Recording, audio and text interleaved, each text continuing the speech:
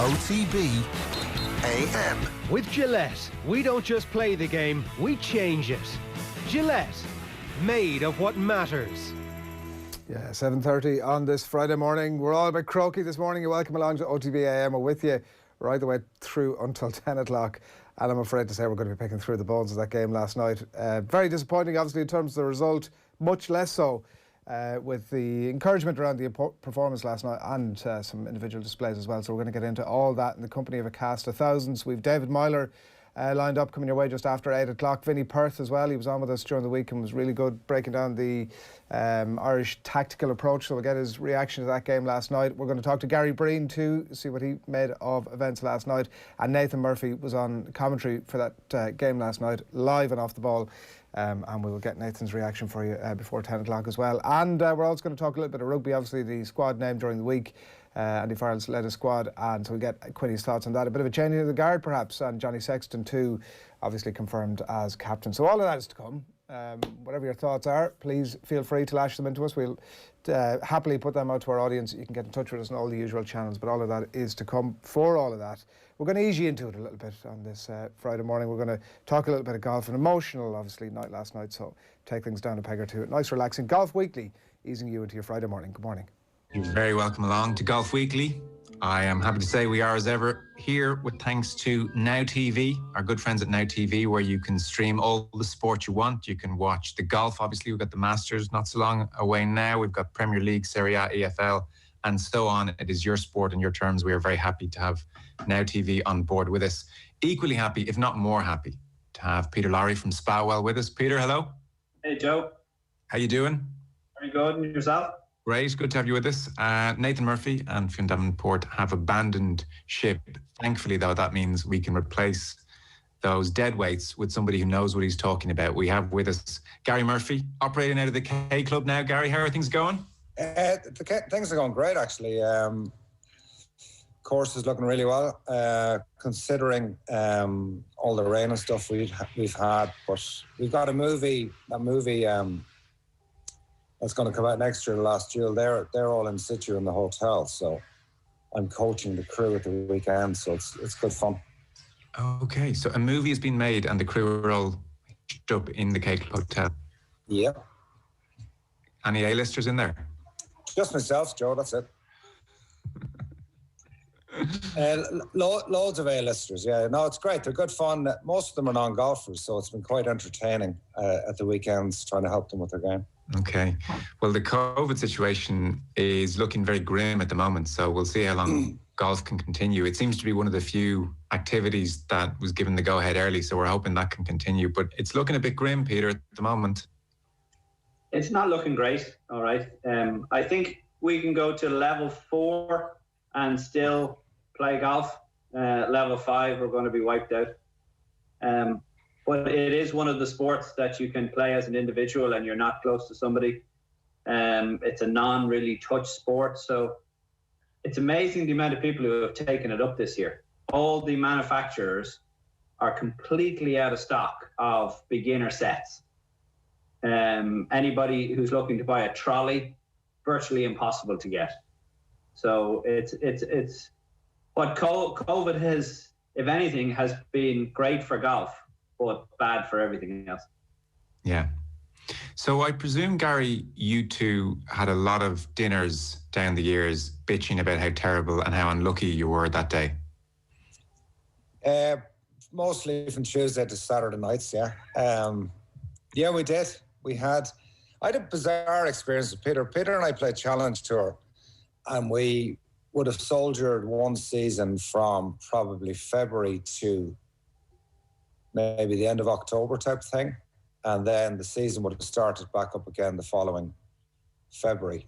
And I remember we did the year together. We got on really well, but we didn't speak for the 3 months that we were off, which was no reflection on one another. It was just, you know, the nature of life on the road, and you have your life when you're on the road and then you have your life kind of when you're off the road. So, but no, we had some good times together. Never really fell out, I have to say, which is pretty amazing considering that we would have spent probably the guts of 12 to 14 years in close proximity. So, just given how annoying Peter is. Well, yeah, there you go, yeah. That's the point I was trying to make, but I'm glad you said it, Joe.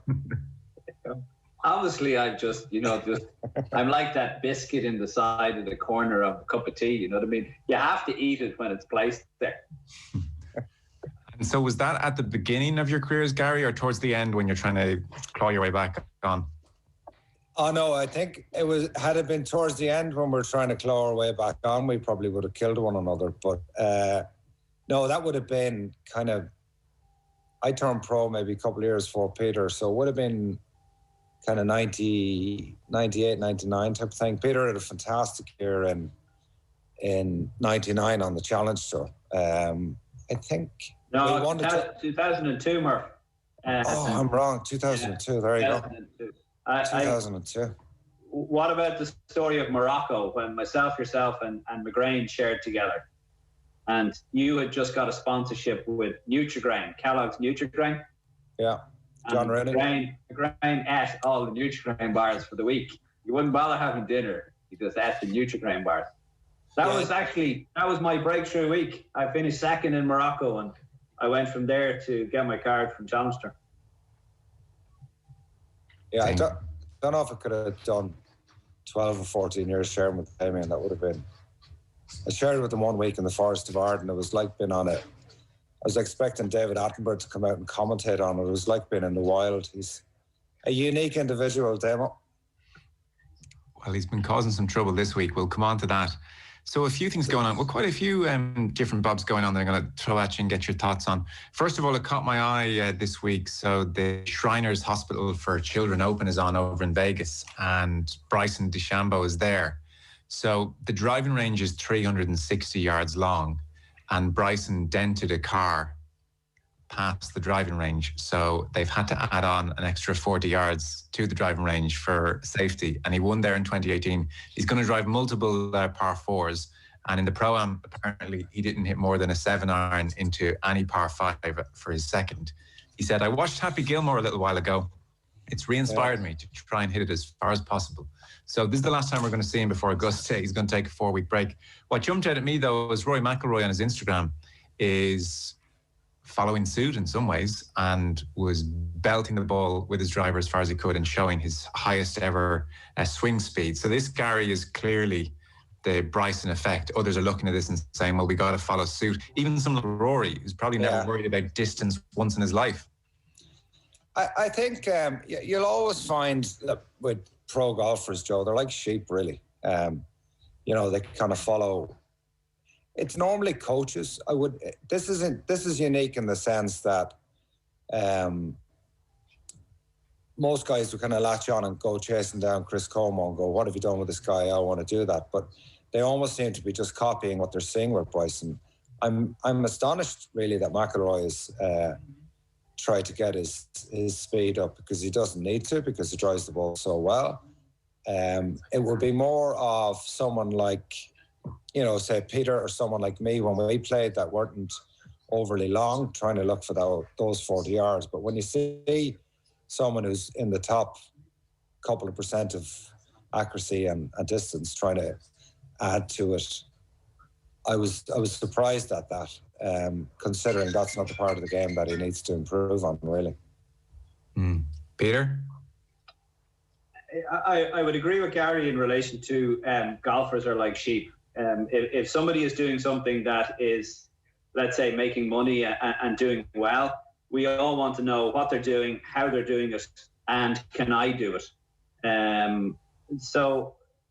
He's proven now that, which I didn't think was possible, and I have to hold up both hands and say, to get as much accuracy as he does hitting the ball that far, I didn't think was possible at that speed. But he's proved me wrong. He's proved pretty much every commentator wrong out there.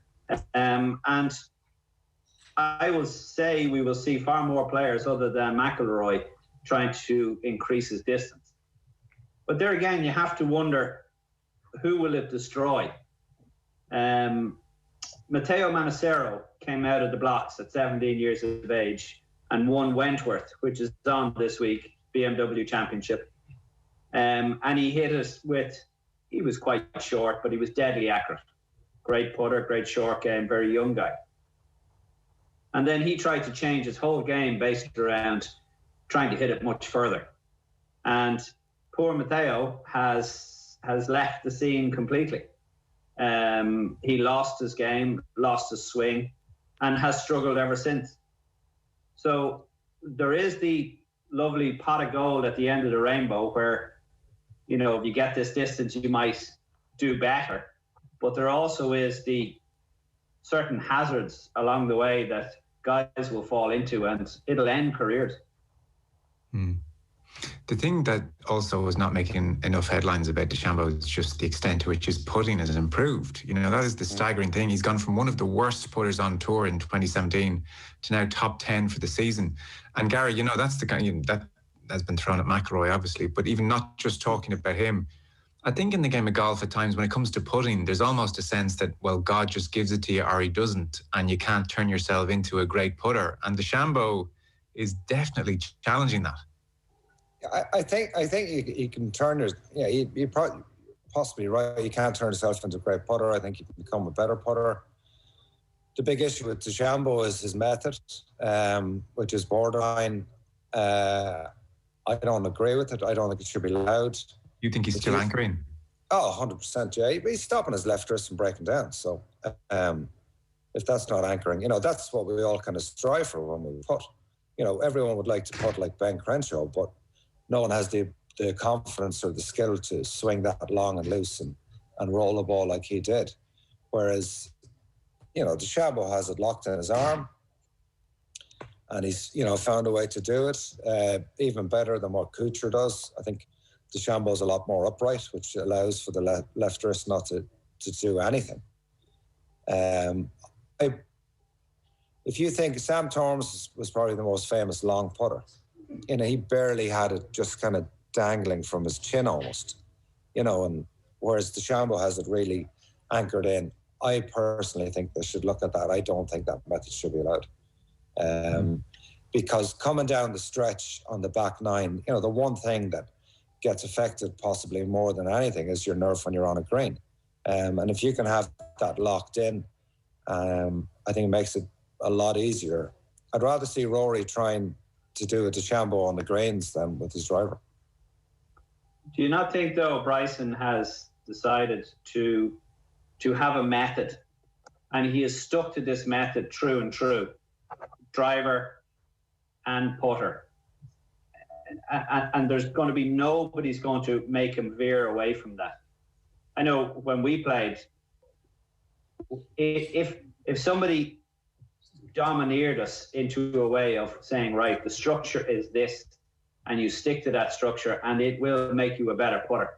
Phil Kenyon has a method of putting and has done exceptionally well with a lot of his players that he's taught. And that's why more and more players go to him, because they're looking for a structure. I feel with Rory and one or two other top players, Louis Oosthuizen could be another one, where they don't have an actual structure to their putting. It's very free and loose, as you said, a bit like Ben Crenshaw, but they possibly would be better off if they're more structured. I wouldn't disagree with that. I just think at times there's a DNA with certain people that they're, you know, Rory, I would say, thinks about possibly nothing when he's swinging. And at times he's been hung up. And I think that's why he went to Bradford Faxon. He's helped him a lot with his putting. I think Rory's form since March has been more about, you know, having a baby on the way and COVID and how that's affected certain players. I think it's affected him more than most. I don't think he does very well with structure. Enough structure would suit him, but I think the dream for all of us as a golfer is to have one thing to do and to trying to hit a shot, and not try to be doing two or three different things. And with DeChambeau, the method that he has, he doesn't really have an option. He just has to kind of lock it and rock it, and that's the way he goes. But you still have nerves to deal with too, and I think it's something that hasn't been spoken enough. How, you know, we've played in Irish Opens, we've never had a home major. Obviously, the guys did last year, but there's way more pressure trying to win a home open, and especially if it's a major. And to win the US Open with, so much on the line and to match it up with the US Amateur, he dealt with his nerves, fantastically well.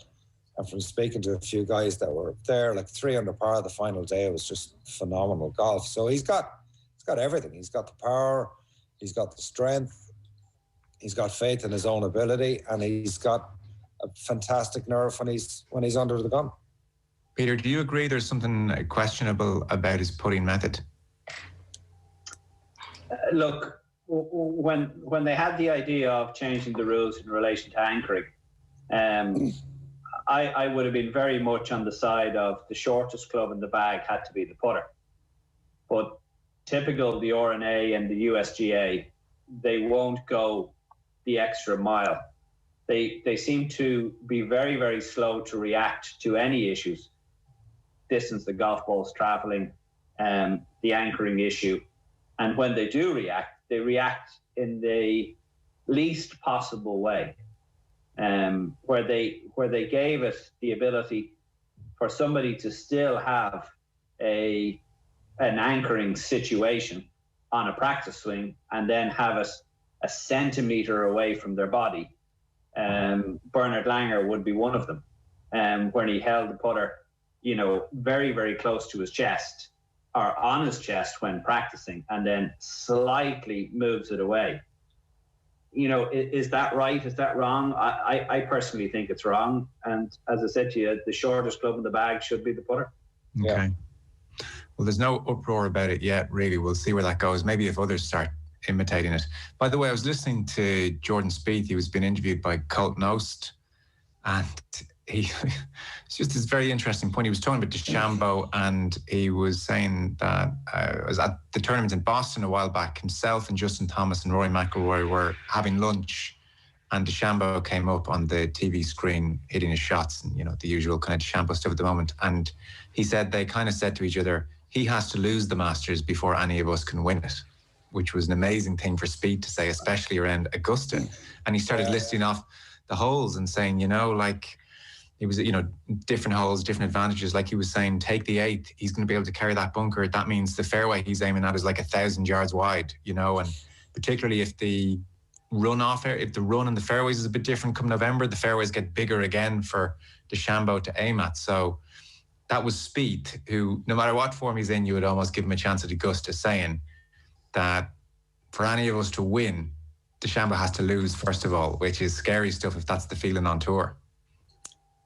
I would think it's the mind game starting, Joe, to be honest. Would you put the pressure on him? Yeah, I think so. Why not? I mean, he's upset the apple cart for everybody, really. So why not try, dig into the place where most golfers are their weakest, between the ears. I would say for Augusta, if it's windy there and swirly, I think it'll negate a little bit of his advantage. If it's pretty calm and benign, that's where distance control is a hell of a lot easier to work out. But I wouldn't be surprised at, there's been a lot of talk with the green books and all that sort of stuff. Augusta have their own way of controlling, how the player can play their golf course. So are they going to be banned that week? Are they going to think about banning them? I think undoubtedly it has to happen. It's taken away the art form. It's going to stop.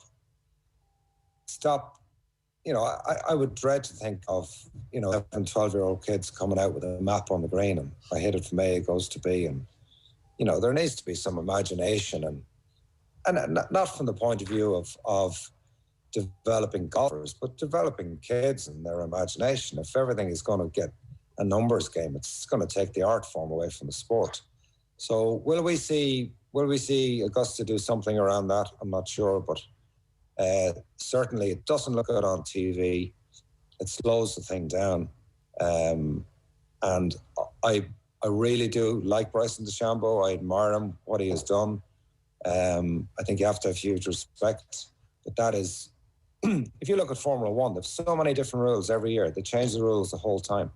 I think the RNA and the USGA need to be a lot more forceful with stuff like that. Well, the odds over in Vegas. DeChambeau is the favourite. He's won here already, pre-turning into a beast. Webb Simpson's 11-1 territory. Patrick Cantley 16-1. Colin Morikawa 16s. Matsuyama's there 18s. Matthew Wolff 22s. Who else is around? Sergio Garcia, who I want to come to, is 33-1, as is Louis Westhuizen, as is Paul Casey and Jason Day. So that's a decent field actually over in Vegas this week. Yeah. So Garcia won the Sanderson Farms Championship, first win since 2017. That means I think he's won across 2 decades now, and every year around the world for a decade. Tipped up by yours truly last week, Joe.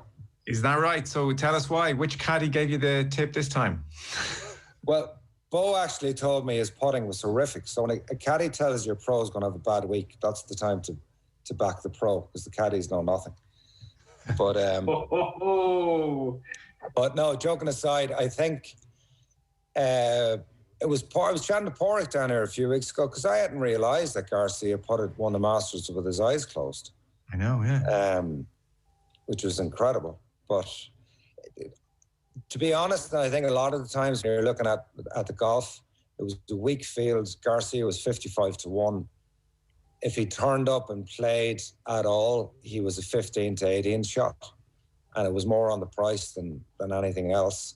And then, he's always thereabouts with his ball striking. He's a phenomenal ball striker. And he just found, and it just I think it was great to see, because it gives hope for the weekend warrior. Because I think these pros all the time they just turn up and they have their A game and they're not fiddling around the whole time, which we know in reality is not the case. For someone with the success that Garcia has had to be out there putting with his eyes closed, it just tells you that the pros struggle as much as the amateurs do. They're just better at adapting. He said, I would love to putt with my eyes open, but I just feel my stroke's more consistent when I kind of try to forget about the hole and just kind of feel it. Sometimes I feel like I have it under control and I'm like, well, let's go back to like I practice normal and it feels good. But when it comes to the tournament, it just doesn't feel quite the same way. So I would say I putt with my eyes closed 75% of the time. And as you said, he did it in the Masters in 2017. Like between the putting and like how many different putting grips has Sergio Garcia had even just in the last 2 months, let alone his career. Yeah. And between the re-gripping, for this phenomenal ball striker, it's re-gripping the club over and over again. He's gone back worse at that, though. He has solved it. His father solved it by wrapping tape around his hands so he couldn't move his hands. But it's got worse as the years have gone on. And I just noticed it there at the weekend. He, grip, re-grip, grip, re-grip, grip, re-grip. But I have to admit, it shows how good a player he is. When he did get a chance, when he sniffed the chance of winning, he took it. The way he played the back nine on Sunday was superb. His ego on 15, was it? 14, pardon me? I think it was, 14 or 14, I think. 14. Yeah. Set him up. So, look, he's a fantastic golfer. And You talk about re-grip. I played with him in Dubai one year. I was really unlucky because McGrain was behind me playing with Tiger, and I got bloody Sergio. But Damien, remember he had Tiger for that weekend in Dubai? God, I was so jealous. But the first 8 holes that round I played with Garcia, he used 4 different grips the first 8 holes. So that was kind of, I think, I can't remember what year it was, probably 07 or 08. He was, so he's been battling this for a long, long time. Yeah. As Peter says, it just shows his class to when he had it, because loads of players, myself included, have had loads of chances to win, but I didn't get to win. Obviously, Peter did. I'd get that in there before he does. But, it's the fact that you take the wins. Loads of players get chances every year. But Garcia, still, even with the, battling what he is, he still took his chance, and it just shows. I think he's over 10 wins on both tours and a major championship. There's only about 6 players have done that. So, he's... I was amazed by that list. Did you see that list? Yeah. Of the players who have won 10 times on both tours. Greg Norman, Tiger Woods, Ernie Els, Adam Scott, Sergio Garcia and Rory McIlroy. That's it. Wow. You know, exalt the company. Yeah. What's he like to play with, Gary? Because I think he'd leave people feeling a bit cold in some ways. There's a petulance to him sometimes, or a self-centered to him sometimes. To be honest. Yeah, there is. It's a bit of the Mick McCarthy, Roy Keane, because obviously he had a showdown with Harrington, so everyone on this island's going to shout for Paddy over Garcia. But he was he was fine. It was funny actually. The first hole we played, because the place was like a zoo, because McGrain and Tiger, more so Tiger, were in the game behind. But so it was just like a zoo, and I was quite nervous, and it was my honour, and I had played with him about 6 or 7 years previous when he was just a kid, but I was quite nervous playing. But I was really excited to see how his game had improved, and especially his ball striking. And I hit it up the middle on the first, and then he hits this horrific block way right into the Munchies, well, heavy rough, and then proceeded to hit that about 25 yards right of the green. I hit a lovely second shot to about 12 feet, and he holds the pitch. So I'm there looking at his ball striking, and he was all over the place the first hole. But no, he was good to play with. He was fine. He was very professional. He's courteous to you if you played well, and he was quite chatty. And I've kind of always been a fan of Sergio's. I think his behaviour has been questionable a couple of times. I think he does get in his own way a little bit, but that's his nature. You know, he's Spanish, he's emotional. You kind of, I think it's a little unfair to be too critical about him, but he has been a little bit petulant. But you see that too with John Ram. I think it's just the Spanish blood coming through, really. But an amazing player, like that list that Peter read out there. I mean, it's a who's who of modern day golf. And so give us a sense of the ball striking, because unfortunately, well, shot tracer to an extent helps, but it's really hard to appreciate or differentiate on TV, you know? Well, I actually changed the shafts of my clubs after I played with Garcia, because I was a decent ball striker, but I was more of a swinger. I didn't really crush it or compress it. And I was using rifle shaft 6.5s. And as I was walking around, I had a look at Sergio's clubs, and he had the same shafts. And I was kind of going, well, you know, why am I using the same shafts as him? And he covers the ball a lot better than I did at the time. So I actually went back to a 6.0 and it helped my game. And it is something I think players do use shafts a lot that are too stiff for them. And they try challenge themselves rather than having the proper shaft in their hand. But he was an awesome ball striker. Just very much a left to right player with his driver, but could move it easily both ways with his irons. He probably was one of the best drivers on tour, though. Yeah. One of the straightest drivers. Yeah. Himself and Lee Westwood would have topped the rankings in accuracy for a long time. Yeah. He was a brilliant ball striker off the tee. Irons were okay, but his short game was superb, apart from putting But he could put... I played with him. I played against him, should I say, as a kid in the European Amateurs in Portmarnock. And he put it so well then as a young guy. Yeah. Like, he putted me off the golf course. He beat me on 17, I remember. And, you know, when he came out early, his putting was superb. It's over the last couple of years where he has struggled a little bit with more nervousness than anything, I would have said. OTB AM on OTB Sports Radio, Ireland's first and only sports radio station. Off the ball. I scored a goal in some kind of celebrity thing that I managed to get invited to, but Bez from the Happy Mondays was a goal. Oh, Jesus. He didn't put up much resistance, but he had the decency. He said, "Good goal, Tom." That was one of the highlights of my life. Like, he was watching the match. His head had been in goal. It's like, oh, that was a good goal, Tom. Off the ball. Weeknights from 7 and weekends from 1. This is OTB Sports Radio, live 24/7 on the OTB Sports app. OTB. For Sterling! Raheem Sterling! OTB live commentary. Never miss the action right here on OTB Sports Radio. Keep up to date with the latest scores on the OTB Sports app. The OTB Sports app. Live score updates straight to your phone. OTB AM. With Gillette, we don't just play the game, we change it. Gillette, made of what matters. Yeah, it's 8 o'clock on this Friday morning. You're very welcome along to OTB AM. We have a packed show coming your way with lots of football voices to get stuck into the action last night. Delighted to say Owen Shane on the line too. Good morning to you, Owen. Morning, Adrian. How are you feeling? Disappointed, very disappointed. It's another tournament that will occur without Ireland, and unfortunately there's going to be potentially a lot of people in Dublin rubbing our faces right in it. Some of those people might be Northern Ireland fans, some of those people might be England fans. So a disappointing prospect in order next summer. So that's one of the benefits of a global pandemic, meaning that that could be ruled out and our faces won't be rubbed in it too much.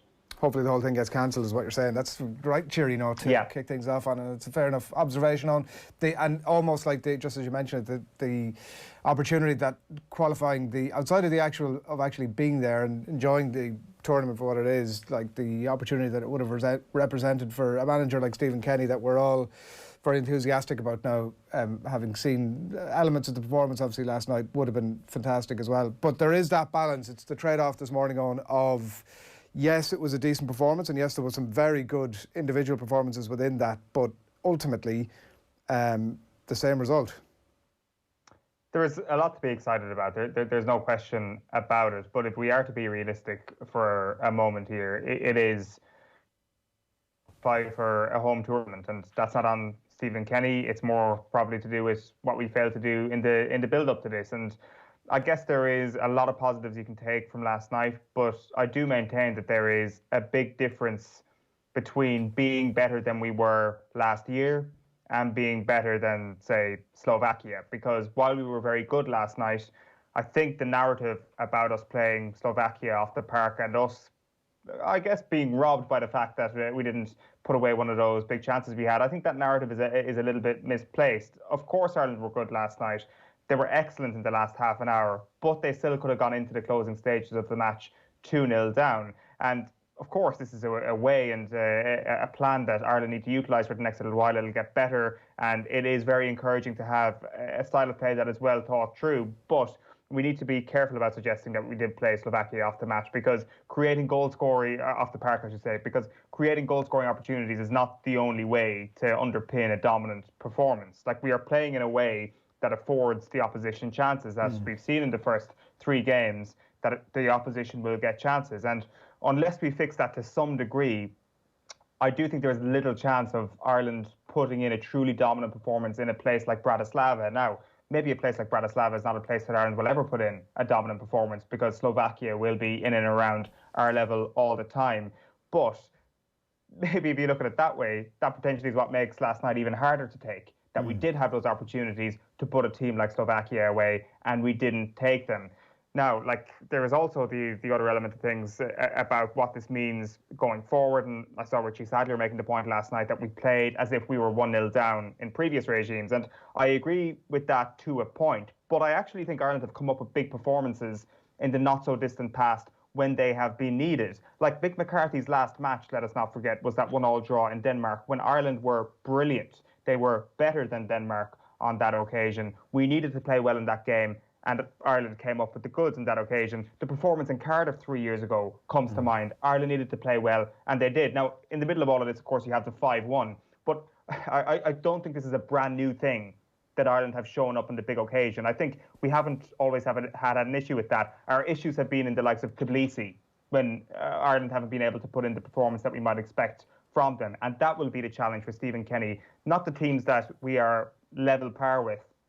It's not about dominating them. It's about dominating the teams that we should be dominating and building off that. And he won't get a chance to do that for quite some time. And it is beyond obvious that he deserves time and that it's beyond obvious that we are travelling in the right direction. But I do maintain we need to be careful about getting carried away about us being better than Slovakia in last night's performance, or that we had some God-given right to actually qualify as a result of that performance last night. Yeah, the positivity around the performance can definitely be a momentum gatherer that suddenly becomes far greater than it actually was, because I was struggling, and I still can't this morning, and I definitely want to ask the lads about this, get my head around whether Ireland were put in a fairly decent performance last night or Slovakia were just brutal. And there's definitely a significant part of me that's sitting in the latter camp of that. Like you mentioned about the chances that we had to put the game away.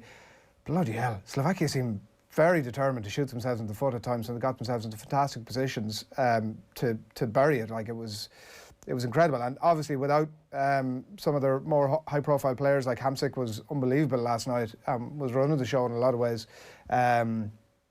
But yeah, I just couldn't quite get my head around whether, you know, like you mentioned about we should be putting teams like Slovakia away, and I would include last night in that I think that, like, regardless of the manager, the players available, the style of play, like, we should have had enough about us. If we can't bury a team like that Slovakia team, I'm positive about the performance last night. I'm positive about what's going to happen going forward, but we can't be sitting here in 2 years' time, no matter who's in charge of the team, saying that, well, you know, we're still building for the future. We still should have buried Slovakia last night.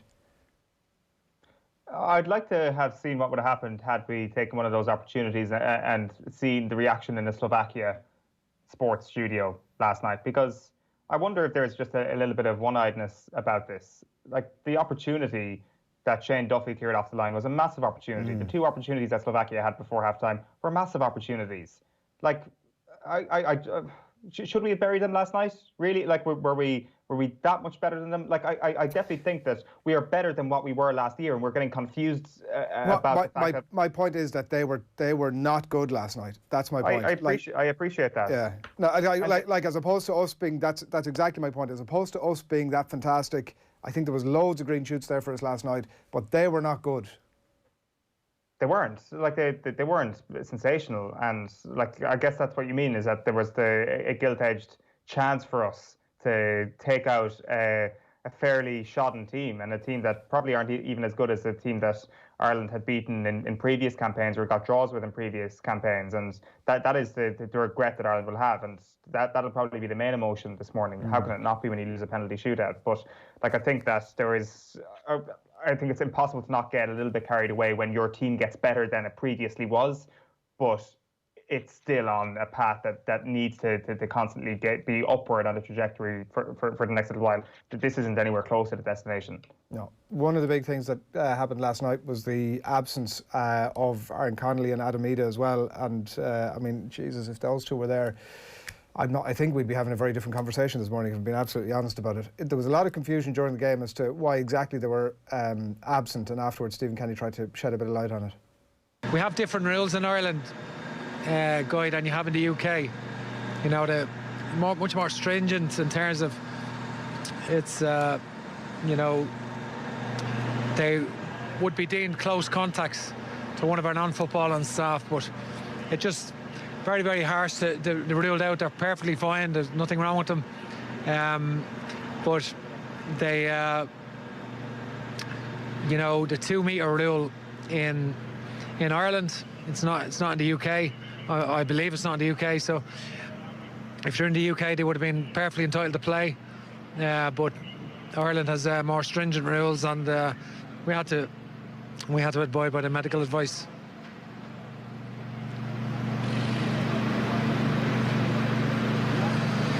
And how late in the day did you find this out? It seemed before the game when you told us that it was a late thing, maybe, with James McLean coming in.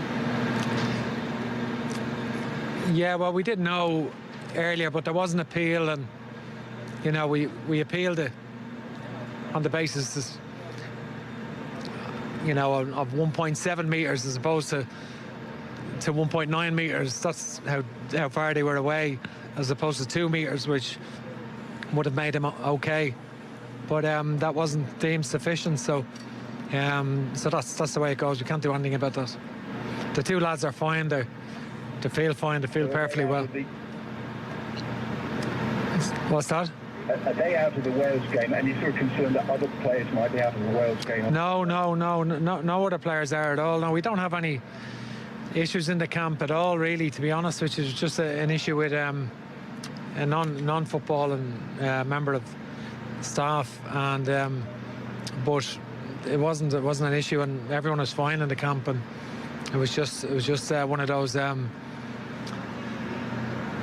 one of the rules that we had to adhere to, really. That was it.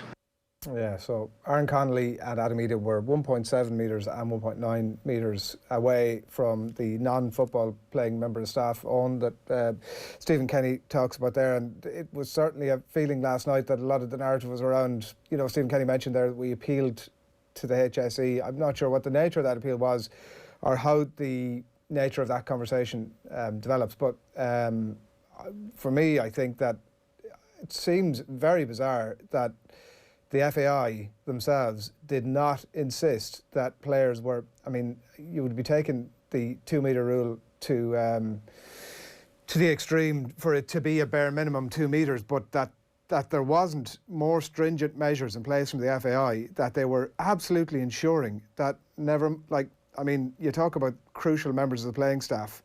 Any of the playing staff are not situated in that proximity, that you just go over and beyond to take as many measures as you possibly can to make sure that you're not dealing with a conversation where you have to call the HSE afterwards. The HSE, in my view, had no option.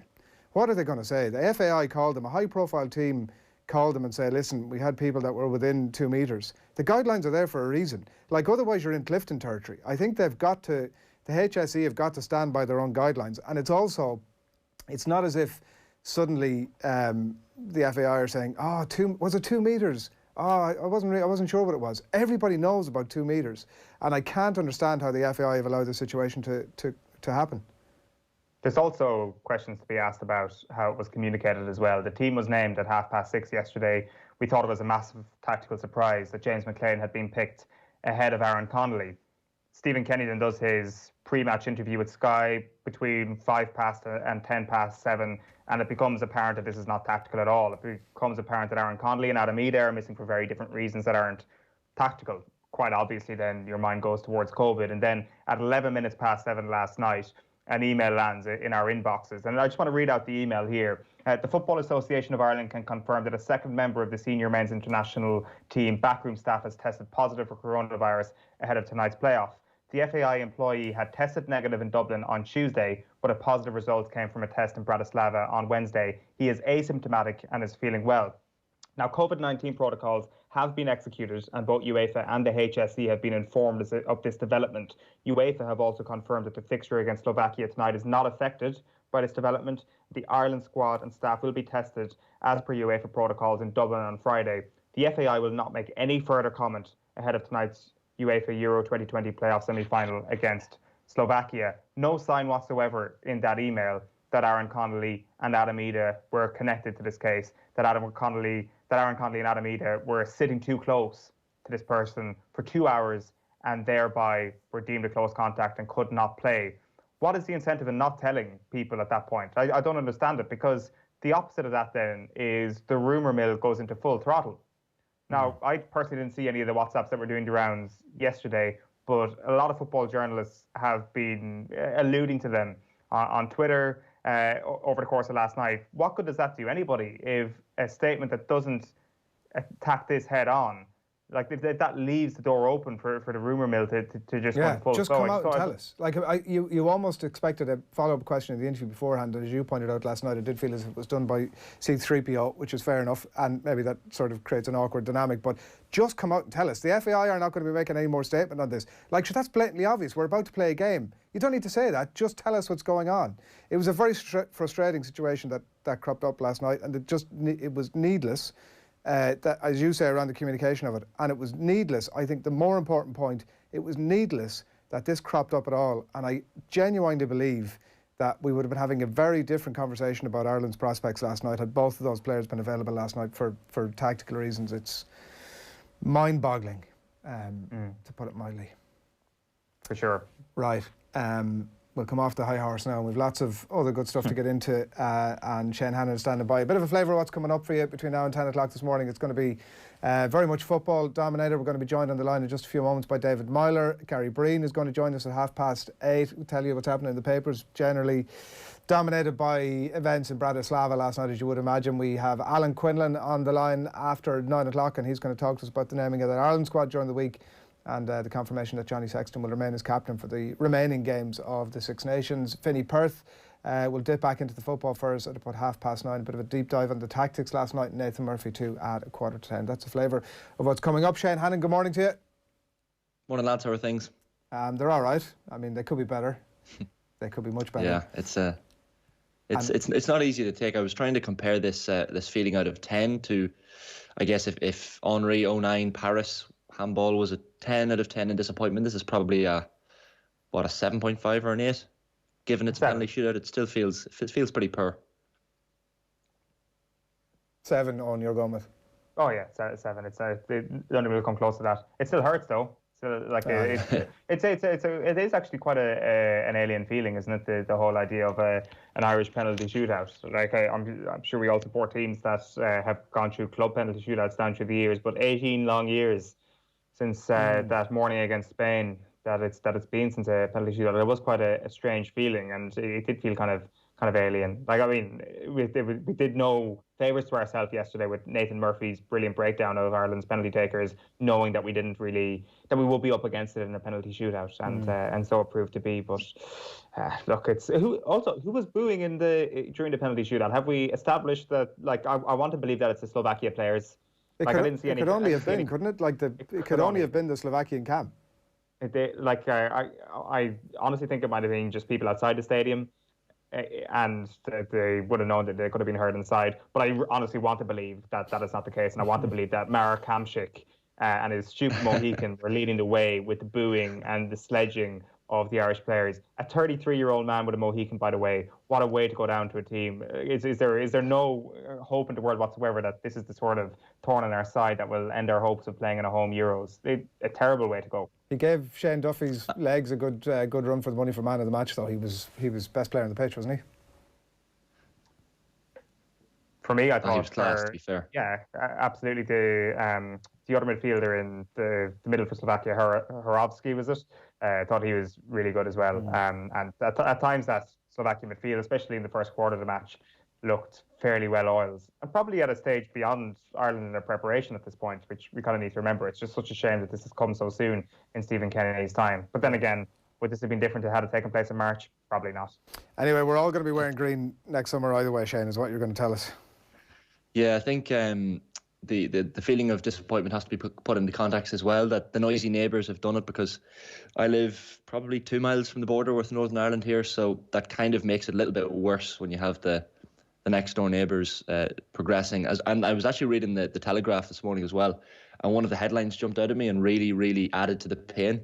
Jack Grealish glided across the Wembley turf and confirmed to England he is the real deal. So while we were losing a penalty shootout, Jack Grealish was tearing up the Wembley turf, albeit in a friendly, but in an English jersey. So a little bit tough to take in many ways last night, I think. But we'll talk you through the other games that happened, aside from the Republic of Ireland's disappointment. The North, as we said, through to next month's European Championship playoff final. They beat Bosnia on penalties last night following a 1-1 draw to set up their decider against Slovakia for a place in next year's tournament. Captain Stephen Davis made his 120th appearance last night to become the North's most capped player ever. He says he was delighted with the character his team showed. As usual, we don't do things the easy way. Didn't start the first half anywhere near the way we wanted to, but second half got to grips with them. We started to play a little bit and caused them a lot of problems, and just delighted once again with the character and desire of everybody. We spoke about it before we went out and saying just leave everything out there, don't have any regrets, and we certainly done that. Meanwhile, Scotland boss Steve Clarke feels they got their award for practising penalties ahead of last night's game. After a goalless draw, they beat Israel 5-3 on spot kicks at Hampden Park to progress to the Euro 2020 Path C playoff final. If Scotland can get past Serbia in Belgrade on 12th of November, they'll be in the same group as England in the Euros. Croatia and the Czech Republic are also in that Group D, and the 6 group games will be shared between Wembley and Hampden Park. Serbia beat Norway away 2-1 after extra time last night to progress to that final with Scotland. Elsewhere last night, Hungary booked a home Group A playoff final against Iceland with a convincing 3-1 win against Bulgaria in Sofia. Iceland progressed thanks to Everton midfielder Gylfi Sigurdsson's first half double in a 2-1 win against Romania. In the other semi-finals, Georgia had a 1-0 win against Group D rivals Belarus in Tbilisi, our old friends Georgia. They'll be home to North Macedonia in the final after they beat Kosovo 2-1 in Skopje. And meanwhile, I've already mentioned it, a much-changed England side beat Wales 3-0 at Wembley in a friendly last night. Debutant Dominic Calvert-Lewin opened the scoring before further goals for Conor Cody and Danny Ings. Manager Gareth Southgate said he was delighted with how his lineup quickly gelled. It's very difficult to put an inexperienced team out there all together, but slowly we found the connections between midfield and the link with the wing-backs in particular, which was where the first goal came from, and then a few of the players settled a little bit more into the game. Jadon Sancho and Tammy Abraham have returned to training with England after negative coronavirus tests. Ben Chilwell has also tested negative but is not yet part of the squad as he feels unwell. The trio all need to pass a further test today to be able to play in this weekend's Nations League match against Belgium. Colin Healy takes charge of bottom side Cork City this evening in the SSE Airtricity League Premier Division. They face Bows at Dalymount Park, where there's a 5:45 start in that game. To rugby, Munster confirmed last night their Pro 14 game with Edinburgh will go ahead. That's despite a second player of the province testing positive for COVID-19. That player is asymptomatic but had already been self-isolating. Shane Lowry goes into the second round of the BMW PGA Championship just a shot off the lead. He judged yesterday's conditions at Wentworth beautifully to card a 5-under round of 67.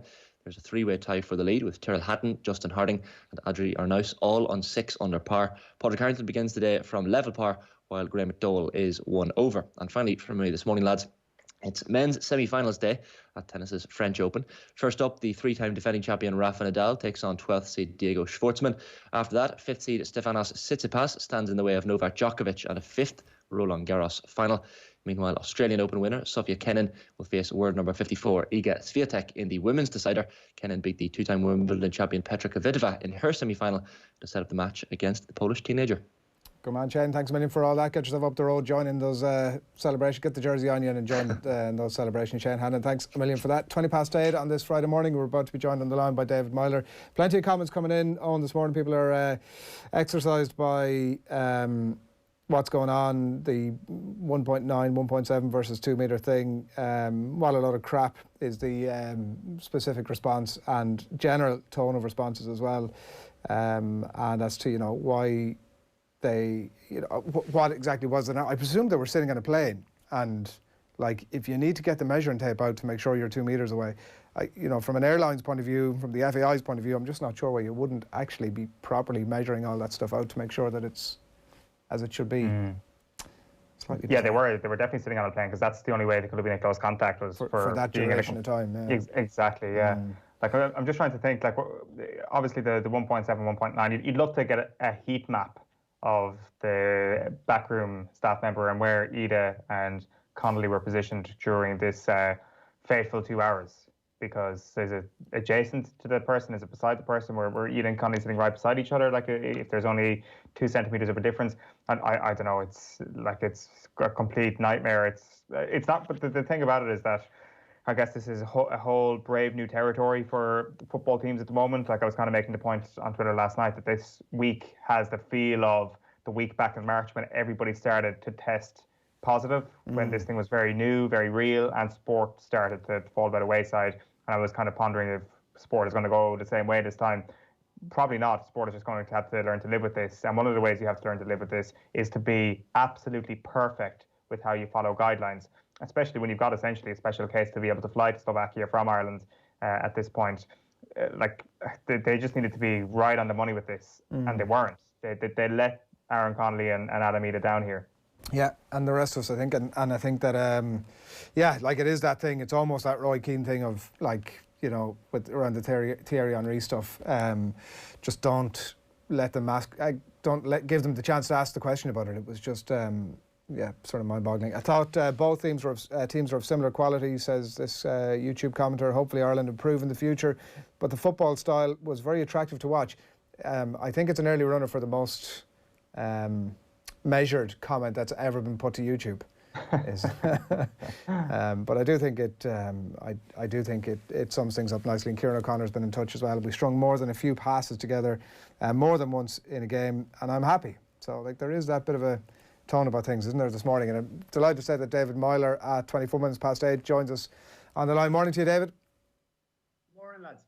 that sense that we were just mentioning there from that YouTube commenter about that we strung more than a few passes together more than once in a game, and that they're happy on the basis of that. That's the balance this morning. The result hasn't gone our way, but the signs are positive. Yeah, I think there was a lot of positives to take from the performance. I think after the first, say, opening 15, 20 minutes, I think, the lads grew into the game. I think Slovakia started well, knocking the ball around, albeit they weren't creating a lot of chances or getting into, dangerous areas, but we certainly grew into the game. And then when we got hold of the ball, we kept it well, we moved it round. And, on another night, we should have had more goals. It's been the big downfall probably of this group of players, that we've had no one to really stick the ball in the back of the net consistently. I'm sure there was an element of Mick McCarthy and Martin O'Neill looking at that game last night and thinking that we could have got that done last night. I guess that what Stephen Kenny is asking for people to do is to be patient with his style as he fairly significantly changes the culture of the footballing culture of a nation, really.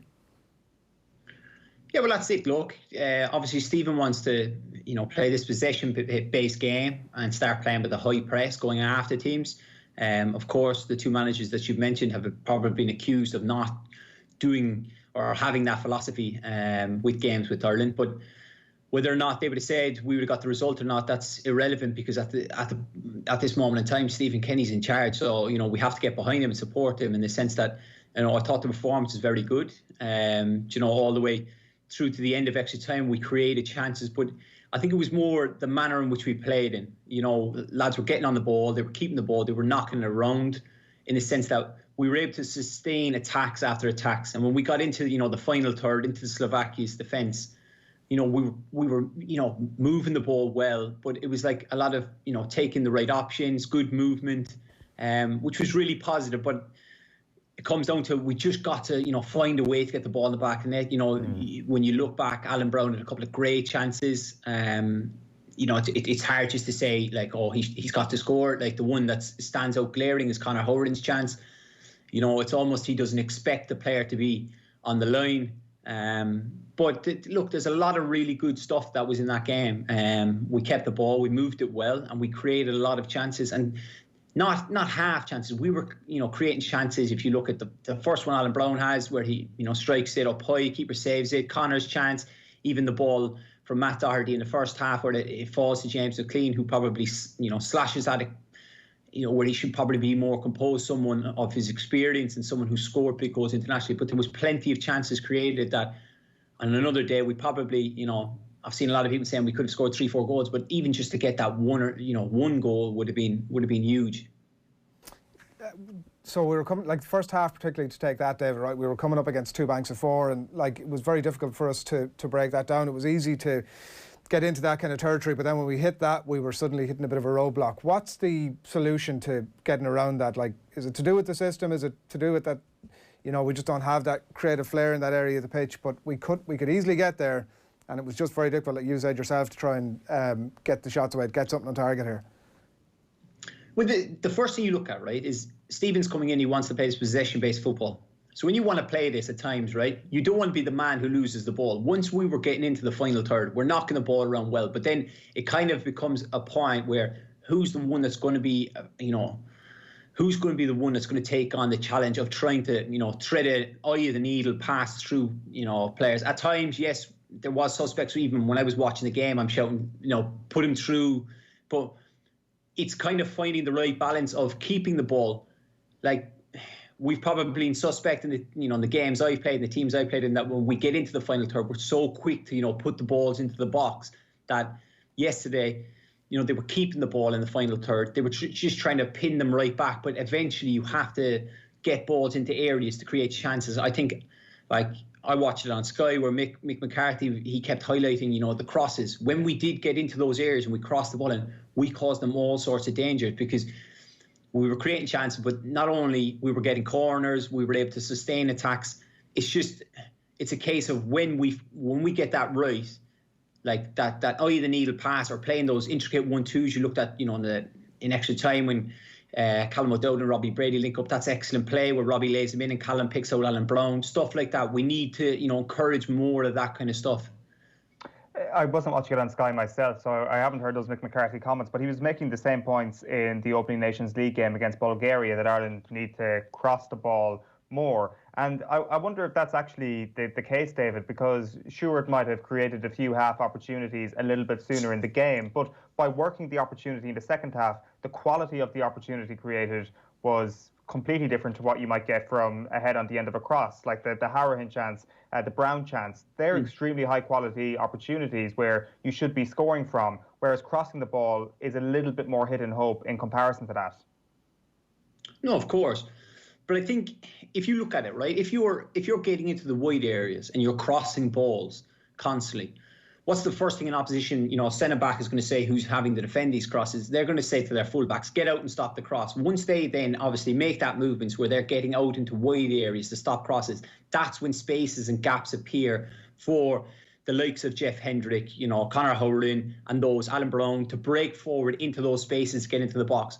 So at times, when you hear Mick say, keep crossing it or whatever, it's more, for me, it's more a case of, can we get their fullbacks, the opposition fullbacks, to come out, to engage our wide men, to create spaces so then that we can slip intricate passes through gaps so that players can get in. So early on, I'd be encouraging it. But then, like you said, with the chance Conor Howard got, that's from good play that, we kept the ball alive, kept it moving. Callum Robinson does well, pulls it back, it comes across like Conor. I don't need to sit here and say Conor knows he needs to score. I think that's kind of quite obvious. But I think it's a kind of case of that. Like, that's why a lot of teams, when they say when you start off a game, put the ball in behind them, get the defenders running back. Why? Because the defenders will then drop 5-10 yards deeper, and that's when gaps start to appear between defence and midfield, where your intricate players, your number 10s, like for us last night, it was David Mcgoldrick who was dropping in, getting on the ball, getting on the half turn, linking the play really well. So that's kind of like, if we can find the balance of it, rather than just let's get the ball wide and get in the box and everyone pile in. Are we being too positive about the result, about the performance last night? And I asked that on the basis that people are talking about us having a go, pressing obviously onto Slovakia. I don't know, looking at the game last night, was that us being positive on the front foot, pushing them on early on, or was that Slovakia saying, like you mentioned earlier on, we're just going to sit back here, a couple of banks of four, we're going to draw you onto us and we're going to try and catch you on the break? Which was it? I think it's a bit of both, really. I think there were a lot of positives from the game in the performance. I think certain individuals had, excellent games. Of course, Slovakia were missing some key players. They obviously had a game plan to sit in. If you looked at the main chances they kind of created was on the stroke of half time, the first half, and we have a corner, it breaks, and then they counter-attack at excellent speed, which we know that they're going to do. And then Duda has I think it was a comfortable enough save for the keeper of Darren Ronilov's quality. I think he'd be very, very disappointed if that went in. Second half, you look at the clear chance the boy has Ralan, I believe it is. I apologise if he's listening for the pronunciation, but that came from a touch of world-class football from Mario Kamsik. That pass is exceptional. But besides that, they did sit deep. They tried to counter-attack us. It's then up to us to break them down, where in the past we've probably, I've certainly played in games where we've been a lot deeper, if you look at the Wales game, and then we struck teams on the counter-attack. So there are positives to take from it. But the hardest thing of this is the positives that we take. We go into another game on Sunday against Wales, and we have to see the same performance in the same, players still have to go about it. Look, Stephen Kenny's got a tough decision to make on what he's going to do with the starting 11. A lot of lads played a lot of, minutes last night. There'll be, some sore legs and tired bodies this morning. So he's a big call on that, but it's still got to be the same fundamentals of getting on the ball, trying to knock it about and creating those chances. And then we have to, in order for last night to be a very positive performance and to take a lot out of it, regardless of the result, is we've got to put in a performance against Wales. Yeah, that's a good point, all right. And I don't know if the two lads that were out last night are back in or not. He was asked the question last night and he didn't actually answer it directly, so I'm not sure if that's the case or not. You mentioned Alan Brown a bit earlier on, David, and the impact that he had. I think he got about an hour in the end last night when he came off the bench, including the extra time, and had a very positive impact. He's not somebody that has actually really tended to start with any great regularity for for Ireland, had an impact last night. Is he somebody that you think fits into that system, and somebody, like, was it a case that he comes on and he's fresh where a lot of the other lads have obviously a bit of time under the belt, or is he a starting option for Ireland? Well, I think look, all that was missing from his performance last night and the time he played was a goal. I thought he was excellent when he came on. I think he was very unfortunate to miss the penalty. Look, those things happen. But in a sense that when he came on, he was a driving force of, you could see a real desire from him to try and get into the box. Like, he had 3 chances in the end. Obviously, like I said, the ball that comes across from Enda Stevens, if you looked at the link up and the hold up play from David Mcgoldrick, like, even if you start there, we've probably in the past been inclined to when that ball goes into the striker, we're setting it back to a fullback to leave the rest of the team. Whereas Dave Mcgoldrick held on to it and, twisted and turned, links up with Enda Stevens, who's bursting forward from fullback, plays in Alan Brown. On another night, he probably, looking back, and he probably thinks his first touch could have been slightly better to, get the ball out of his feet to shoot. But then again, he's making that bursting run from midfield. And of course, I touched on the 1-2 between Callum and Robbie, where the ball gets pulled across. But he's certainly a midfield player. I think he's done it, for a majority of his career at Preston, where he's one that wants to get forward and get in and around the box. He has scored a lot of goals for Preston. So he's definitely another option for Stephen Kenny. For him, it's probably I'm even racking my brains here, going back where we've had a midfielder who scored a lot of goals. Alan Brown certainly looks like he has the attributes to do that, because he was getting forward really well last night. And he was getting into the key areas. It's just on another night you're hoping that he's going to take 1 or 2 of those chances. Yeah. All right, we're going to be joined on the line in just a moment by Gary Breen. First of all, Stephen Kenny and Shane Duffy speaking after the game last night. They really showed, great qualities as men, and as Irishmen. And I think they showed themselves to be a real team. There was a tremendous team ethic. I think everyone done as much as they could. As the game progressed, I felt we were in the ascendancy, and we looked like we really wanted to win it, and we had some good chances. We just couldn't score that goal that we needed. Right at the end of the game as well, a couple of times, and in extra time. So very, very unfortunate, very harsh way to lose in extra time, but that's the way it goes. Disappointing. Obviously, we created chances, and it just wasn't all night. It didn't drop for us, and it was one of them where it went the whole way, and both teams sort of cancelled each other out in the end. So the luck of the draw. So hard one to take at the minute. It's heartbreaking, and obviously very disappointing. Yeah, some of the reaction after the game last night. We're going to be joined on the line by Gary Breen alongside David in just a couple of moments' time. Some comments coming into us. Greatest goals on YouTube says Hourihan missed the best chance of the night, but overall positive indications that the ethos of the team is moving in the right direction. Our players looked fitter and stronger at the end, but obviously the result remains the same. Putting in a performance is not good enough anymore. Threw away the game in front of goal. Hourihan's miss was awful, says Lenny there on YouTube as well. Conor Joyce not happy with the reason that Conley and Ida missed out last night, and there's plenty of comments coming in that direction as well. Shocking in front of goal. Can't buy a goal since Robbie Keane retired, and it's a results world. Not to be a better team on the day and lose. We'd need to lose that mentality, says Katie Daly on YouTube there as well. So that's where we're at. You are watching OTB AM. We're live in association with Gillette. Good mornings start with Gillette, giving you the confidence to tackle the day ahead. It is 8:38 on this Friday morning, and we've been speaking to David Meyler. I'm delighted to say Gary Breen now joins us on the line as well. Good morning to you, Gary. Good morning. Are you feeling the love this morning, or what's your general reaction after that game last night? Really one of regret more than anything. That's a crushing emotion, because I know about losing a penalty shootout. Of course, that's the overriding memory, but more so in terms of the chances we created, we didn't take, but also the fact that Slovakia, I didn't think we're a great team. I thought we were the better team comfortably throughout that game. I'm watching this as an away performance, thinking we're going to get this, we're going to get the goal, and I didn't see that they were ever really going to threaten us. I know they had a couple of chances, but even the way Slovakia play, no real penetration until the centre forward comes on late.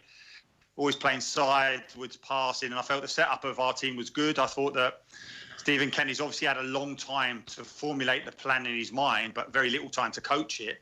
But nevertheless, the way the team set up, the way we played with 2 holding midfielders as opposed to a 4-3-3, how he normally sets up Stephen Kenny. I felt suited us. I thought it gave us control in the game. I thought it gave us an opportunity to exploit the fact that Slovakia played with a kind of a cheating system where they'll leave midfielders up, hoping to punish you. But on the turnover, if you worked it well enough, we could get Jeff into good positions in that advanced midfield role. And I felt we did that at times. But I agree with you, with what obviously David said there and Owen earlier. I just feel that as good as we played, I really feel it was a missed opportunity. I genuinely do think that. Gary, you said that we were much better than them last night, but when you look back at the quality of chances created, Slovakia had 2 amazing opportunities to go 2-0 up, basically. Let's face it. How big a concern is that what we were doing going forward seems to be leaving us quite exposed at the back? Well, listen, it's a massive concern, of course it is. But a lot of the talk, certainly in those first 2 games, was centred around Shane Duffy in that high line. But there was an example in the game last night where we had our full-backs in advance. I think it was around about the 68th minute, something like that. And the forward spins down into the right-hand channel, drags Shane out wide, and he comfortably deals with it. So I've no issue in terms of that. But listen, Owen, I think it's disappointing if you give up those chances. And if you think about it, a couple of those big chances came from our own corners. That would be frustrating, that your defenders go up to attack the corner and the setup behind them looks so vulnerable. Certainly, James McLean does a brilliant tackle in the first 2 minutes to stop them scoring.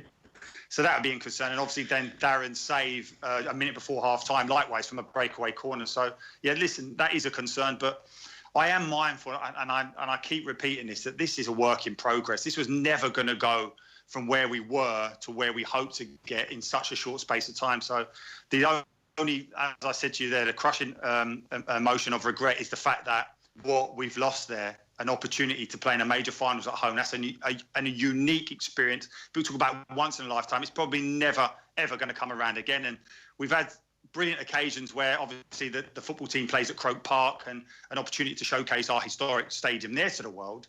But to have a major championships at home, that's why it's going to hurt, and I think it will stay with them for the rest of their careers. I'm kind of, or at least I was sick of talking about the possible formation that Stephen Kenny would play before he became manager, considering we had the Coleman versus Doherty debate.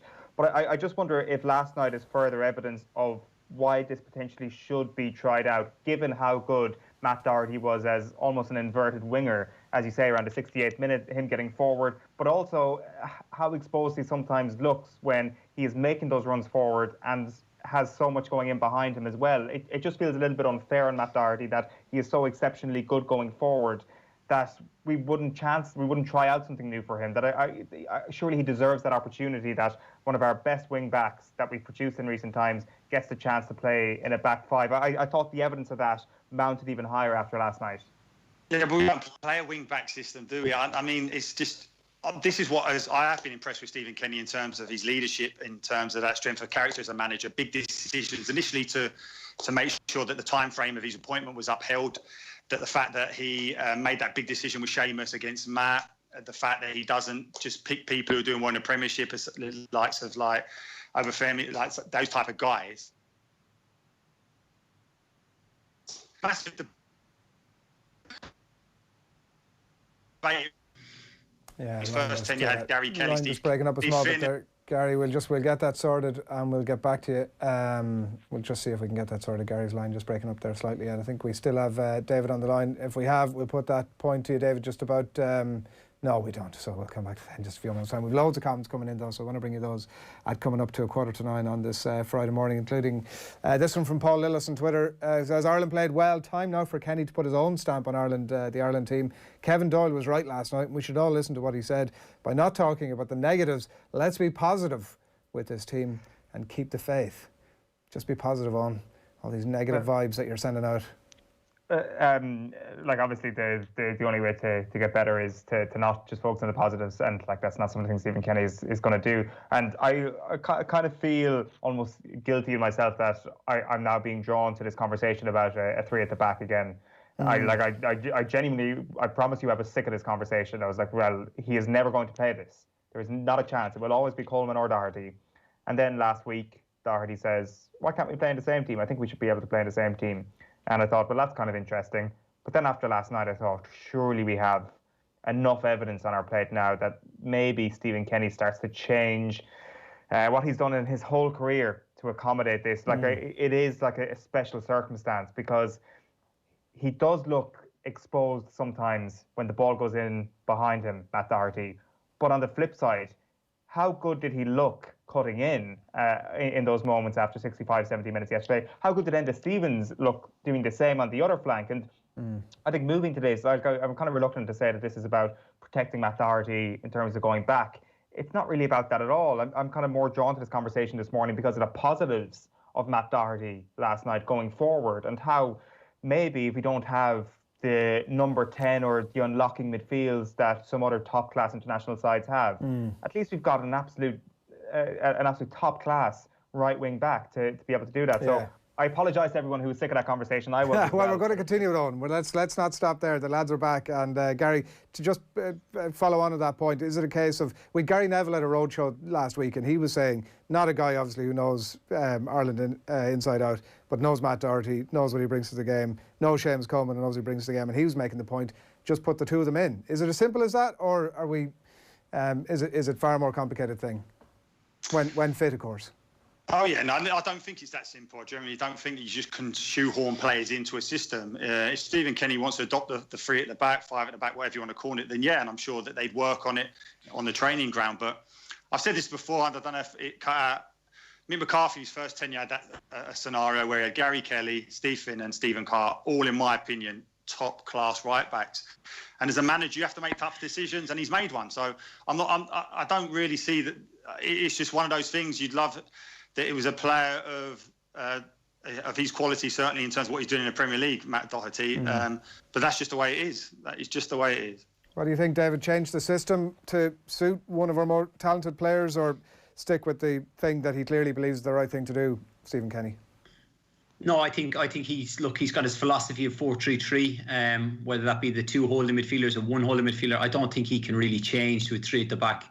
Like, almost he's just into the job. He's working on, getting his philosophy across, and now to go and suddenly change the 5 at the back, to then suddenly go 3 midfield and 2 up front. So you're looking at who misses out up front in order to fit Seamus and Matt in. It's just, there's too many. He doesn't have enough time to get that across. And it's something he's not done before, I believe. I don't know, has he done it, experimented it in his time as a manager before? But to suddenly come in and try and accommodate the audience to get those 2 players in, it's too difficult thing to do. Look, at the moment, it seems like, of course, Seamus picked up the injury before this international, but it seems that Matt is ahead of him. And it's up to Seamus now to put in performances to, make Stephen, put him in the team. Yeah, and you're right on that. It's very unlikely that he is going to change. I just wondered, do you share some of the same frustrations that I would have about seeing Matt Doherty being so good going forward last night, and knowing what that means for the defence a little bit? Like, is there any, how impressed were you with, say, Ireland in midfield last night defensively? Because that was certainly one of the question marks in the first couple of games about the protection that Egan and Duffy were getting. It did seem a lot better last night. It did seem that we can afford to allow our fullbacks to push on. Is that for me, Owen? Can I put that one to David? Sorry, just to follow up on what you were just saying. No. Okay. No, I definitely think, like, if you look at the chances that Slovakia created, like as Gary touched on, it was our set pieces at times where they were breaking and they were getting down the other side of the pitch. Of course, once, I would say after the opening 20 minutes, they, started to get a grip of Hamsik and probably stopped him playing them intricate passes through the lines. It was only late on when he gets on the ball, gets on the half turn, he puts in an incredible pass through. Like, look, the midfielders were a lot more in the game. I think they had a lot more control. They asserted their, force into the game where they were able to keep it. But when they were turning over possession, they kept hold of the ball, which is a massive thing. We've always seen, players, I was probably guilty of it too. We're turning over possession after working so hard to win it back. But last night, they had their influence in the game where they kept control of the ball.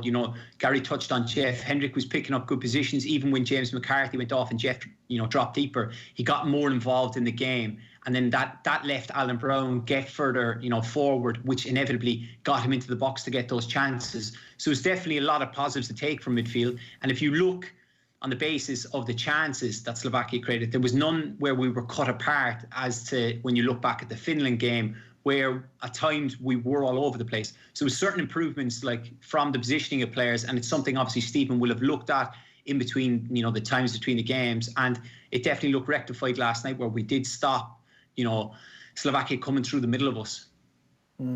The Coleman debate notwithstanding, because like who the hell knows what happens with that over the next while, or how it impacts on the shape of the team. But what, looking at that team last night, is it how far away from a full starting 11 is it? Or the two lads that missed out last night, Gary, you can take this one on, David, come in afterwards. The two lads who missed out last night come straight in, or, you know, obviously some players put their hands up in a big way last night, including David Mcgoldrick, obviously. Oh, listen, David Mcgoldrick was exceptional. I thought he really was. And it was interesting in the build-up to the game that Stephen Kenny has said that he gets players in, and he does, because he drops into that 10 position, gets on the half-turn, makes passes, enables your wide strikers then to really get in. And I felt that I agree with you in terms of if Aaron Connolly's playing there in those wide striker positions, as soon as Dave McGoldrick goes in deep into 10, that's the trigger then for them guys to attack from out to in. And I thought James McLean, certainly in that opening 30 minutes, we saw everything what he's about in terms of how many times, I think four times he forced turnovers and got us on the break again. But I just remember there was just one incident where, do you remember Callum Robertson crosses the ball on the volley, and you're just looking at James McLean, and his natural instinct as a wide man as opposed to a centre forward is not to attack across that near post, and the chance would have been there for Aaron Connolly. Listen, we're speculating, but I immediately thought that's the difference there in terms of what it will give you going forward as such. But I think there is options there. I think a lot of players have put their hands up, as you quite rightly said, to say that they want to be involved. And I do think that the setup last night helped us, certainly defensively. If you're thinking why we look more solid, it was the very fact that we had two number 6s. And David will tell you this in terms of his role as a midfielder. It's literally impossible to cover the whole width of the pitch on your own. You do need someone back in there. And I don't think that Conor Horan particularly defensive-minded, but I just think that starting position enables you to collect players more than having to react and read the game better. So that did help us, there's no doubt about it, and certainly the centre-halves were better for it. But in terms of how well they played, Duffy and Egan, at times, certainly at centre-back, when you haven't got a centre-forward to actually mark, it can be, it seems like it's easy, but it can be very difficult in terms of your concentration levels. I thought they were very good in terms of stepping in at times, and I think at times you've got to worry about the quality that Hamsik has on those passes when he gets his head up. But I thought they coped really well, the two centre-backs. Yeah, could we get, if David, if and when Ida comes back, I'm not sure what the story is for the weekend, but can we get him and Mcgoldrick on the pitch at the same time? Gary talks about Mcgoldrick in that sort of 10 role, where blindingly, the first point about the Republic of Ireland over the last couple of years has always been that we can't score goals. And so I don't know, like Adam Eady can obviously score a goal or two. He's got a lot of the Mcgoldrick attributes going as well. So how does that stack up? Or what's your sense of on that question about what the actual Ireland starting 11 is when everybody's fit? I would say the starting 11 for Ireland when everybody's fit would be just Connolly will replace James McLean. I think that's the way Stephen is going to go. I think it's pretty much set in stone. I think the back five won't change. I think the midfield three has kind of played themselves. Look, we saw obviously James went off last night with a knock. I hope he's okay and he's fit and available for the Wales game. Whether or not Aaron, I don't know the circumstances behind that, but I definitely think he'll come in. I think you could almost tell when Stephen was talking before and after that he was annoyed this has happened, that he's not available for the game, because of course he's a big loss. But it's almost as if what I would like to see, which would be something a little bit different, is if he's going to play the 2 6s, which is fine, and I would maybe like to see Dave McGoldrick play as a 10 and then maybe play Adam Ida up front, because Dave McGoldrick does some fantastic work of dropping in, linking the play, getting hold of the ball. But when he turns and looks to play forward, it's almost as if he's looking for himself to be ahead of the ball. He's trying to create for himself. And I think if we could get, like as Gary said, if you can get someone like Aaron Connolly who's making them penetrating runs in behind, Dave McGoldrick has the ability to not only get hold of it, get turned, go by someone, but then he can slip those passes. And if we can get those wingers running in between centre halves and full backs, just causing problems, it will then there will be chances created. It's just that, does he look at maybe Dave McGoldrick as that outright 10? In the past, we've seen someone like Wes Houlihan doing it. It's can we get him there and then maybe have a front three ahead of McGoldrick that he then can create for those players? Go on, Gary. Starting as a number 10, and David will tell you this, starting as a number 10 and then being a number 9 who drops into 10 are totally different. Because if I think about marking McGoldrick as a centre-half and he's a centre-forward, That's the decision problems that I have, that he'll drop deep, he'll ask questions, he'll make me go in, which then creates a space for those outside strikers to attack. And also, if he does that, the confusion that I have with David in front of me as a holding midfielder is I've got to get that information to you, because David having to look over his shoulder for him.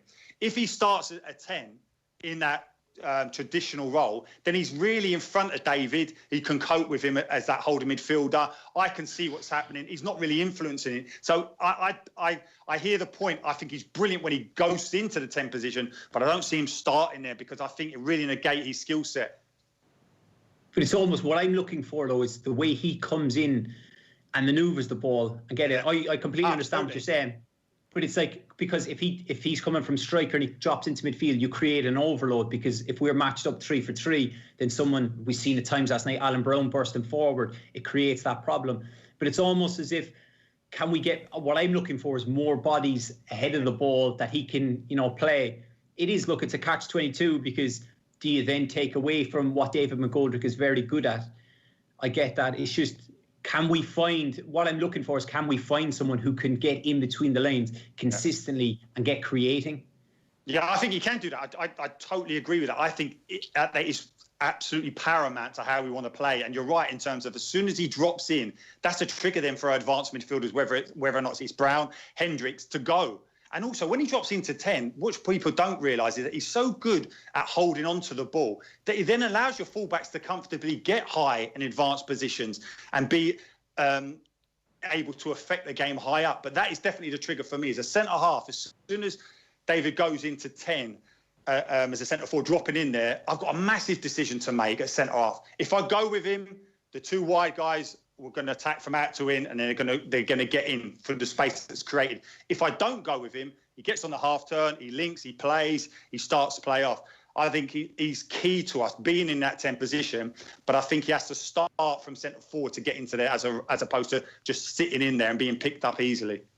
Well, I think going back to the one you said is the one late on the second half, where Alan Brown's first good chance was him coming in. It was not only got hold of it, but he manoeuvred it 3 or 4 times turning. Brilliant. Plays it wide to Enda Stevens. Like, that's what I'm kind of saying. If we had him there, it's, look, I see both sides of the fence. I'm looking at different alternatives.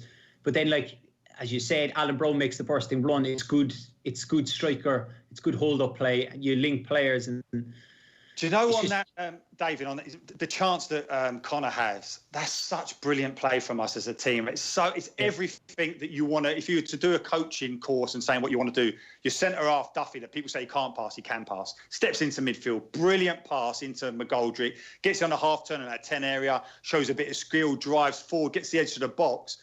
And then suddenly we see the composure of, like, Callum Robinson, then Brown in the box, where you're thinking normally in a situation your eyes light up, don't they? And you panic and you force a shot. But they didn't. They had that composure, made a couple of passes, and the ball goes to Connor, and you're thinking, well, listen, certain goal. And obviously it wasn't a great strike, but that there is the perfect example of what that team can do when it's set up like that. Yeah. No, definitely. Yeah, so, like, what we're saying here is that asking Mcgoldrick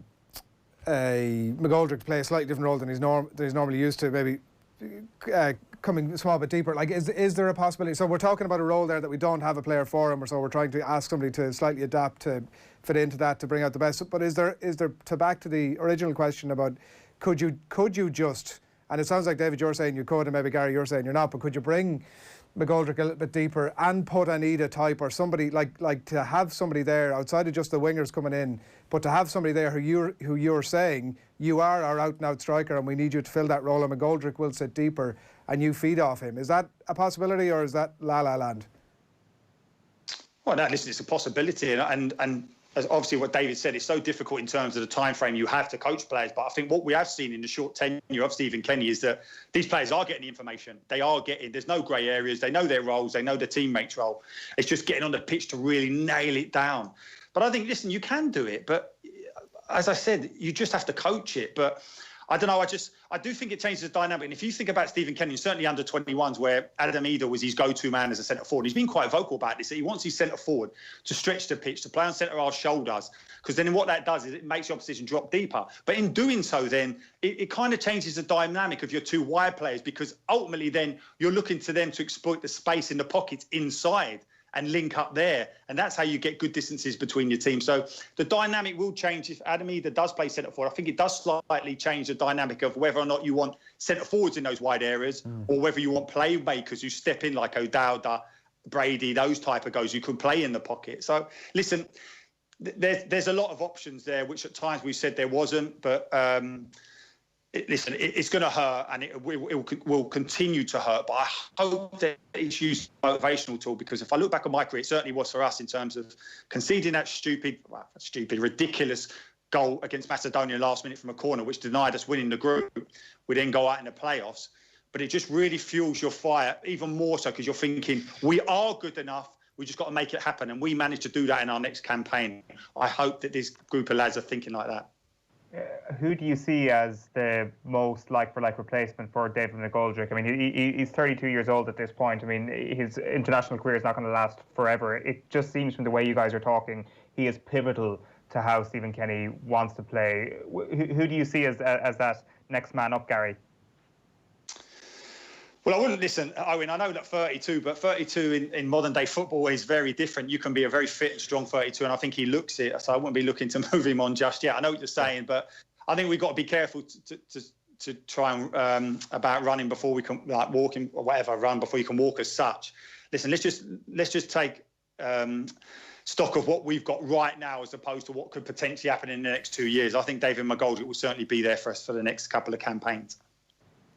Okay, so we're all. I've started off a little bit sort of pessimistic this morning, lads, but you've talked me right round. I'm buzzing now for Sunday. But yeah, look at onwards and upwards. David, Gary, thanks a million for joining us. Cheers, guys. Thanks a lot. Good luck. And Gary Breen on the line there, picking through the bones of last night's game. And there are loads of reasons to be positive. It is 9:01 on this Friday morning. Lots of comments coming in. We're going to keep them bringing your way over the next hour or thereabouts. We still have more football to come in the company of Vinny Perth and Nathan Murphy a little bit later as well. And we're going to talk rugby with Alan Quinlan. But right now, time for the papers. OTB AM. So we'll just give you a bit of a sense of what's happening across the back pages in just a moment. First of all, on otbsports.com, the Republic of Ireland player ratings are up there, so you can go and see exactly does your opinion tally with ours. Plenty of reaction, as you can imagine, generally to those, and reaction elsewhere as well from that game last night. Rugby news there too, with the news that second Munster player testing positive for COVID-19, but it seems like the Pro 14 game against Edinburgh is still on. That's otbsports.com. You can head along as well to the App Store, your App Store, and just type in OTB Sports and pick us up on the app, and it's just the easiest way to consume all things sport. Now, the back page is the Irish Independent for you this morning. Ireland's playoff penalty pain is the main splash picture there, obviously from Bratislava last night. Munster to face Edinburgh. And Colm Keys writes a story about the GAA giving the green light for the league restart. So that is to go ahead. It's going to start tomorrow week. Not everybody's delighted about it. Ricey McManaman particularly, obviously, given that Fermanagh will have to forfeit points is how they're viewing this one. The Irish Star slows over, if you get it there, and Shane Long consoling Matt Doherty after the penalty shootout last night, and league ties survive vote. That's that news on the GEA. The Irish Examiner for you this morning is, again, as all the Irish pages are this morning, that goal last night, the Matt Doherty miss, and that was in fact the Alan Brown miss there as the keeper takes it neatly to his right. Cruel end to the dream on a night of promise, writes Brendan O'Brien there. That's the Irish Examiner for you this morning. The Irish Sun, penalty sick. Stephen Kenny consoling the two players who missed their penalties last night in Bratislava, and plenty more football inside there as well. That's the Irish Sun for you. The Irish Daily Mail, GAA's big lift, Neffet backs championship to proceed even in level 5. So it's going away, it's going ahead, lads. No matter what we do, it's going ahead. And Slovakia 0, Ireland 0, penalty heartbreak for Ireland Warriors as it dejected Shane Duffy and his fellow teammates there last night. It's Shane Duffy here too, a good picture from that penalty shootout last night. Brothers in arms there. Ireland's Euros dreams crushed as Slovakia win penalty shootout, says Emmett Malone, and plenty more takes as well. Mary Hannigan's always entertaining sideways glance at what happened on the TV last night too. The Irish Mirror this morning, so hard to swallow, gutted Kenny rocked by COVID and defeat as unlucky Irish suffer penalty pain.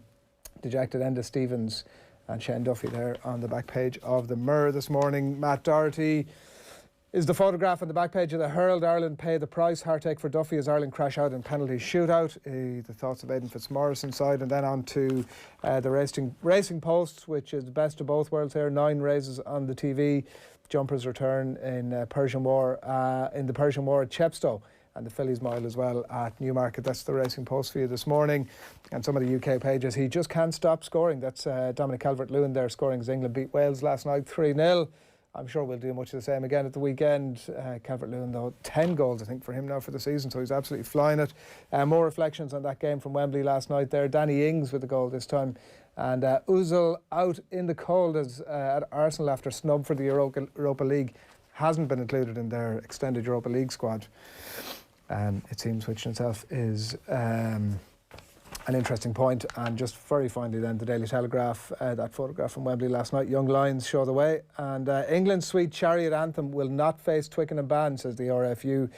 This story here by Ben Rumsby. England will not be banned from singing Swing Low Sweet Chariot at Twickenham following a review triggered by concerns over its roots in slavery. So there's the stories in the back pages this morning, and a couple of interesting stuff there, including on the GEA, and we might come back to them just a little bit later on. But there was one thing that also triggered our interest this week, which was some discussion. You might have seen this discussion triggered in the Dáil this week. It was triggered by a question raised by the Dublin TD Duncan Smith, and it was on foot of some of his Labour Party colleagues, as he worded it himself, asking the Junior Minister for Sport, Jack Chambers, a series of questions. Well, actually what happened was they actually asked him the same question, but asked him about 3 different ways to try and elicit some sort of a response. Broadly, the question was about how the government planned to support the idea of equal pay for women's sport in Ireland. So 776 words of a response later from the Junior Minister for Sport, and I was still left a little bit wondering exactly what his stance was, or what the government's approach to the idea of equal pay for women in Ireland was, or indeed what even was the plan of attack. So I picked through all that. There was a lot of chat about a programme for participation that was set up in 2005, which he himself was a little bit off Dáil Éireann at that point. Jack Chambers, he was only 14, but no problem to mention something that came up 15 years ago. He spoke about being an enthusiastic supporter of the 20 by 20 campaign. He wanted to encourage sports bodies to consider the actions of other countries who've moved to pay parity. So consider your actions was another key action out of this. Interestingly, he said that he respects the autonomy of sports associations and how payments to international players was a matter for that association themselves. And he went on, as he said himself, went on to say that, as is the selection of teams, which I'm sure this morning was great consolation to Stephen Kenny and to Andy Farrell and beyond as well.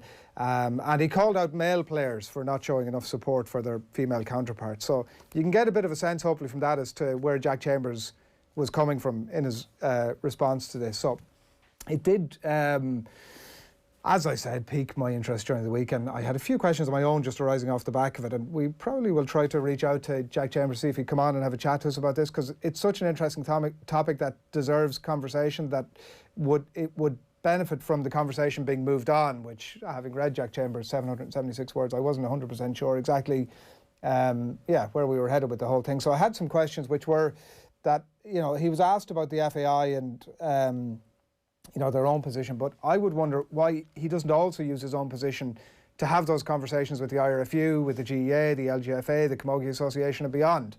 The FAI are a little bit of a soft target at the minute, and I did wonder why he couldn't, for example, scroll back to our own conversation with Darren O'Sullivan down in Cork about 16 months ago at our roadshow down there at that time, where she brought up about the inequality of expenses, and he could throw his enthusiastic support home behind a notion like that, I would suspect. But if he jumps up on the Off the Ball YouTube page, he will find those comments, and I recommend that he does. And so I wonder, the question there is, could he also approach the other sporting bodies with that enthusiastic support? I wondered about whose expert input and opinion that he's canvassed on the issue of inequality for female sport in the areas of pay and beyond. I think that we'd have to accept that he's not long in his job, and not to be expected, I don't think, to be an expert in that area just yet, but I wondered who he'd pulled in who does know about how that field can be levelled. When he says that Minister Martin and himself have had discussions to support the 20 by 20 initiative, I would ask what, when and with who were those supportive discussions, and what the outcomes were, and indeed what the plan is in relation to that 20 by 20 movement. In his statement, he says the promotion of women's sport is a policy policy priority for the government. And the question here was in English, what does that mean?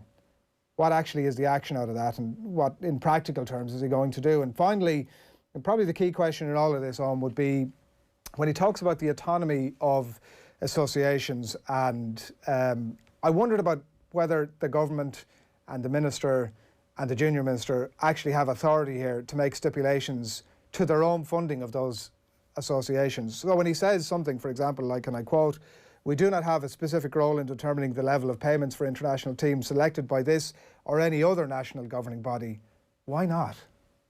I don't understand that at all. The 800 grand a year that's given over to the FAI on top of the interest-free loans, obviously, and the other recent top-up packages, the many hundreds of thousands of euro to the RFU and to the GEA, to the LGFA, the Camogie Association, the many other sporting bodies. Beyond that, make even a phased approach to equal pay and a contract, make it a contracted condition of funding. So I would appeal to the junior minister to consider those questions this morning. Some of the stuff he's saying I clearly don't buy, but there are questions to be answered there. Move beyond the highlighting of the issues, move beyond the enthusiastic support, the many things to consider, as he said himself. Move beyond thanking the deputy for raising the question and the several plans to engage. Move beyond the words and see the deeds, Owen, is what I'm asking the Junior Minister for Sport, Jack Chambers, this morning.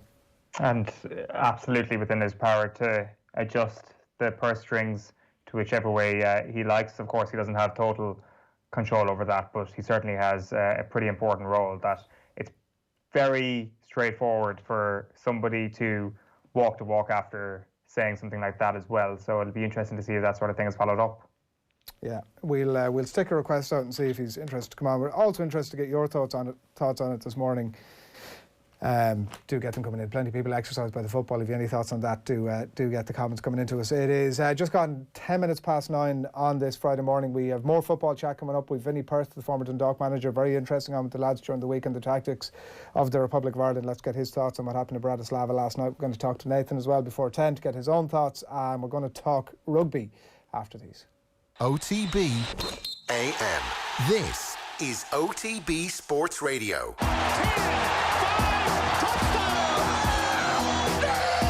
Brady and Belichick have been at the forefront of the credit in New England for the last 20 years. OTB's American Football Show, The Snap on OTB Sports Radio. Burrow very much thrown in the deep end. He seems to have the correct temperament. I've never been totally won over by his actual talent, to be honest. Keep updated with American football on OTB. Tune into The Snap every Friday on OTB Sports Radio. Into sports. 20 yards out, Ursh to shoot. Oh, what a goal from Fabinho! Wow! Then get into the all-new OTB Sports app. I think when he apologises to me, I probably will say hello to him, yeah. No. Videos, sports news, live scores, interviews. If Fabregas is going to come up to me in the street and give me some of the mouth that he would have given me on a football pitch, what do we get a slap? Plus, exclusive content on the OTB Podcast Network. The biggest names in sports, ready when you are. Search OTB Sports on your app store and download it now. OTB AM. With Gillette, we don't just play the game, we change it. Gillette, made of what matters. 12 minutes past 9 on Friday morning. Delighted that you could join us here on OTB AM. We're going to talk football in just a little bit, but right now we turn our attention to rugby. Alan Quinlan, good morning to you.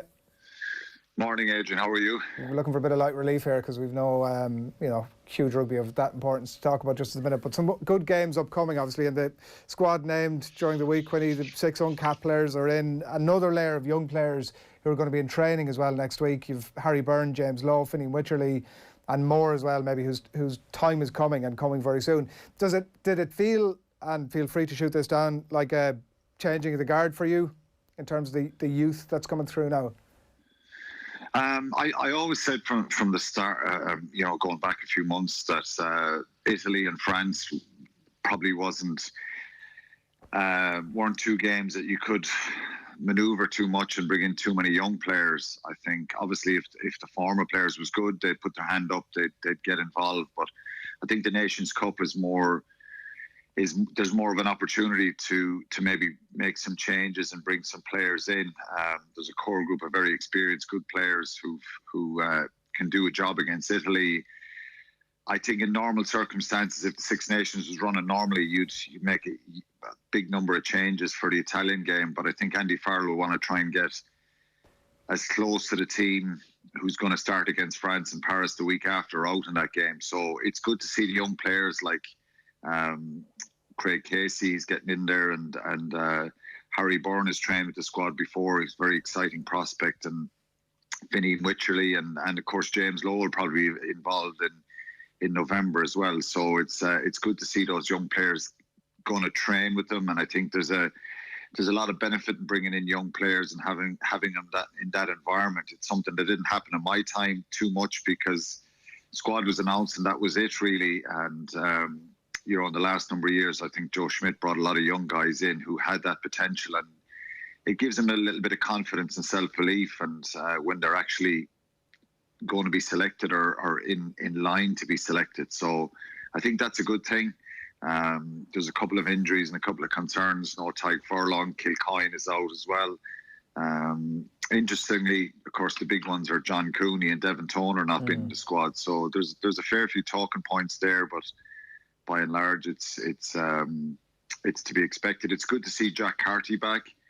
I think he obviously this time last year he was in the World Cup squad and ahead of Ross Byrne, so it's good to see him back in the squad as well. Yeah, John Cooney then, Quiddy, since you mentioned him, what a roller coaster it's been, and generally on the downward spiral over the last few weeks. Obviously been dropped for the Pro 14 final, but he's a player that's been obviously nominated for the Player of the Year. He has been in exceptional form over the last while, that to the point where people have been talking about him as a possible starting scrum half for Ireland, but people have just lost faith with him at club and country very quickly.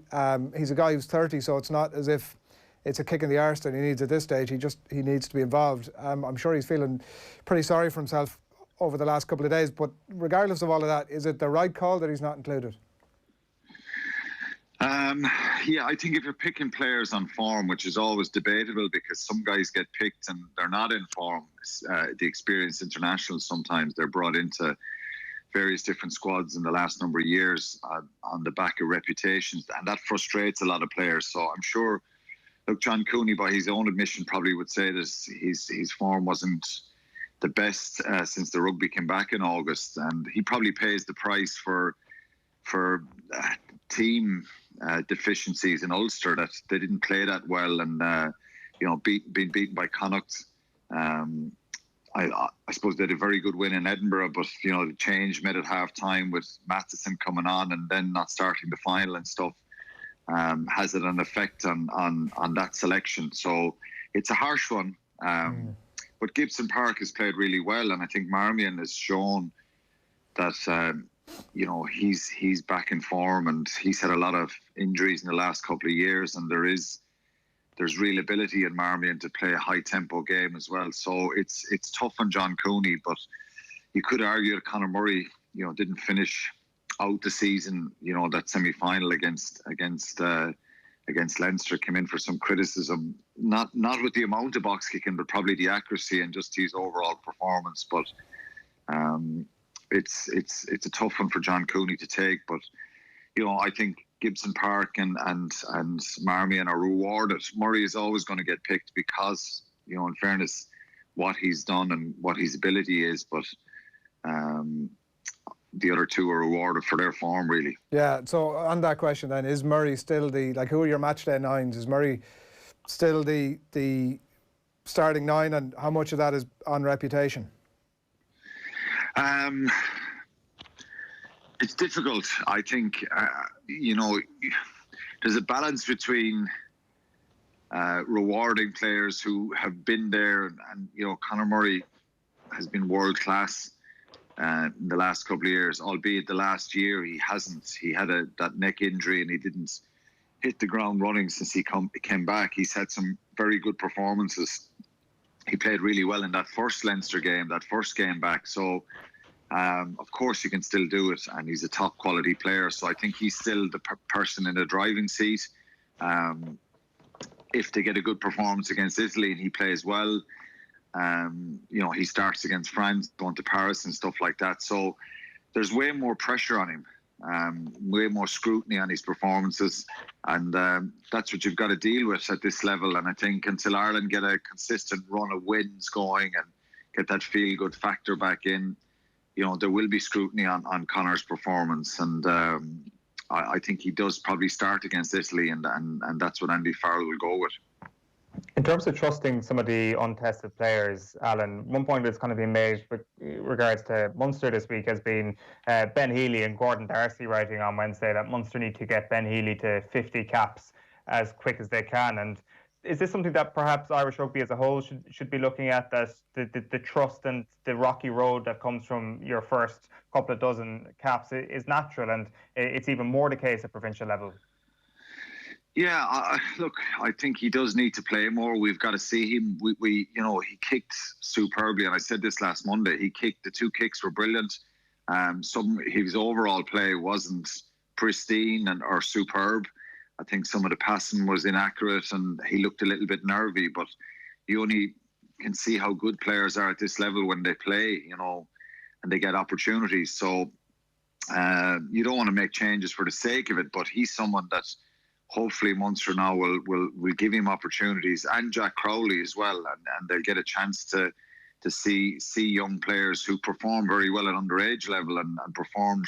Jake Flannery's another one, so they have a couple of players that hopefully they can give more opportunities to. But I think Ben Healy is probably ahead of the other two, so give him a chance now. Let him play in 7 or 8 or 10 games and see what he's like, and hopefully he can build on that confidence, because what he did last weekend will be massive for his confidence. But Leinster have probably done it more so in the last number. I've always said this as well, don't play the young players or put in a young guy in the second string team. Try and get him in there with the internationals. Like Ben Healy, if he starts tomorrow against Edinburgh, he's going to be playing beside Diolinda and Farrell.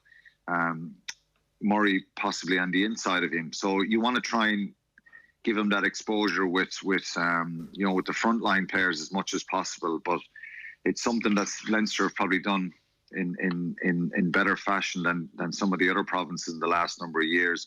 Regarding doing that with Ireland, throwing someone in, an uncapped player, for example, I put Ryan Baird into the starting team. I think he's that good. He's that athletic. He's that powerful. Put him in there, give him a start. Don't hold him back. Ronan Kelleher came into the Six Nations. He was a young player. And in fairness, Larmer's come in the last number of years. There's been a number of young players have come into the Irish squad. When we won the Grand Slam in 2018, there was probably 4 or 5: Levy, James Ryan, Porter, Larmer. These guys got opportunities. Yeah, Stockdale as well. So that, you can't accuse Joe Schmidt at the time of not giving youth its opportunity. So it goes in cycles. So it just has the feeling on that we're kind of on that next cycle now, that we need to try and get some new blood into the squad, evolve a little bit, see what these young players can bring differently, and enthusiasm. And you always want a blend of experience and grit, if you like. And one of the question marks about the Irish team is, are they too nice? Particularly when we play England, are we, confrontational enough, aggressive enough? And maybe we need to change a little bit the way we play when we come up against the bigger teams. But Ryan Baird is someone. Will Connors could come into contention as well. So hopefully that happens. But as I said, Italy and France are not 2 games to mix and match too much and take too many chances. I know you could argue it's Italy at home in the Aviva, but I think because of the nature of the way the season has gone in these games, Ireland won't have played for 6 or 7 months, that you want to try and, there will be a little bit of thought as to going to Paris the week after and trying to get your strongest team out.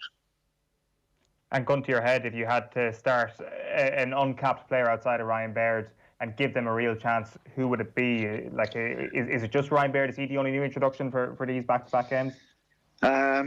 He's the one that kind of jumps out. I think Will Connors is the other one. But in fairness, Josh van der Fleer is, he's kind of responded and played superbly. He's a fantastic athlete. So I think the only one I would start is is Ryan Baird. I think if you look at the back three of Conwell, Stockdale, Larmour, Shane Daly and Hugo Keenan, a part of me thinks Keenan could be an option on the wing, you know, that you could put Larmour full back and Conway and Keenan could be on the wing. Jacob Stockdale hasn't played that well, but I think it's probably worth giving him a chance to rebuild himself a little bit and give him a little bit of confidence again. But outside of Ryan Baird, I think, you know, maybe Keenan has a chance. On him, Quinny, on Ryan Baird, like everybody got to have a look at him when Leinster were far behind against Saracens the Heineken Cup quarter-final, and like, Jesus, I know I left that game, obviously you're pretty disappointed, but the excitement about Ryan Baird, what's that's an unbelievable endorsement from you this morning to be saying that he goes straight into the starting 15 on this Ireland team. What's this guy's potential? Like, are we talking about like Paul O'Connell potential, James Ryan potential, who's still obviously on the way up, but how good can this guy be? Yeah, I think that kind of potential is there. I think he's incredibly athletic, quick. I suppose physically is the question mark at this stage when he's still so young. International level is a step up, you know, and but I just think the enthusiasm, the energy he brings, and the athleticism, his ball playing ability, and I think Ireland should try and change a little bit the way they play with more tempo, play with more pace, and try and move the ball away from the breakdown a little bit quicker and play a high tempo game, because you know, getting into arm wrestles with the bigger teams, we've struggled a little bit that last couple of years, and so it's not change for the sake of it. I think Ian Henderson is still a wonderful player, but I try and put Brian Baird in with James Ryan and see what you get. And you know, if you had someone like Henderson coming off the bench, that's a brilliant impact as well. But look, I suspect in a little bit they'll go for the experience, and you know, Henderson and James Ryan are still a brilliant partnership. But I just love to see him getting a chance from the start and let him learn now. Let him learn if he has to learn the hard way a little bit, because I think he is one for the future. That's a very bright future for him. Obviously, as you go along, you're going to learn more about young players when they come in, how they cope, the temperament, the pressure, and you have less time and less space at international level, and probably the physicality is at a higher level. But he has the credentials to deliver, I think. And you know, I don't know what his temperament is like as regards leadership, being vocal, being confrontational, and you know, having that ability to step forward. You know, you look at when Paul O'Connell came into the Munster squad first, you could see the kind of raw talent, the aggression, the hardness, the ability to learn all the time, and you could see that kind of natural leadership coming through, the way he wasn't daunted by the task. So, you know, one of the areas that holds back players is they get a little bit daunted and nervous and panicky as they go up the levels, and so it'll be a test for him. You know, if he was to go in and you know, Italy would probably be a more comfortable game to play at home to start out, but you know, you go to Paris, even though there's probably going to be no crowd there whatsoever, that's a different test and a different level. But I think he has the ability to step up. I wouldn't be jumping out of my seat and going crazy if he doesn't start, because I think the Nations Cup is more of an opportunity to get some of those younger players and new players in who have performed for the provinces. Yeah. One last one quickly, Quinny, before we let you away. On Joe Schmidt, been announced during the week. He was on with us a couple of months ago. You were on with him as well, and he was talking. It seemed to me at that time that the candle for coaching was still very much alight, but he's taken a different direction now. The new director of rugby and high performance at World Rugby. You surprised by that he hasn't gone back down the coaching route? Part of me is and part of me isn't. I think, look, Joe is a real technician and a thinker of the game, and he's always trying to innovate and view the game differently. And I suppose there is there's still a bit of frustration from him and from Irish fans about the World Cup and all that kind of stuff, and that still lingers. I would have loved to have seen him go back in and not prove himself, but just kind of put the naysayers back a little bit, because I think he's been our most successful ever Irish coach. The success he brought to Ireland was phenomenal. I think it ended disappointingly. And he probably would admit he made a few errors and mistakes in the final hurdle, if you like. But I think what's really important, is how the game is governed, and I think we've had a lot of conversations about that in the last number of years. I think we all the time look to react, particularly from World Rugby, to certain patterns in the game, whether it be the laws. The breakdown is a very contentious issue. It's still kind of lots of debates about that. There's some rule kind of law issues that I have problems with, particularly around the maul, where players can stay bound and they can twist and swim around the maul, and it's taken it away as a real threat. I suppose, there's loads of things that would frustrate when you watch a game. The kick retreat now, obstruction going back when you're chasing the ball, the way teams can block off teams. And these are all probably things that frustrated Joe when he was coaching Ireland, and the way teams probably nullified Ireland, particularly after winning that Grand Slam in 18. And, I know some of the refereeing is not consistent. So there's continuing issues kind of that keep arising year after year. And I think there's an ambition for more rugby, and this is really shows that ambition, that they want to bring in an expert to kind of be able to look at all these contentious issues, to be able to work with the coaches. He's been there at the coalface, if you like. He's probably had frustrations with interpretations of laws, player welfare.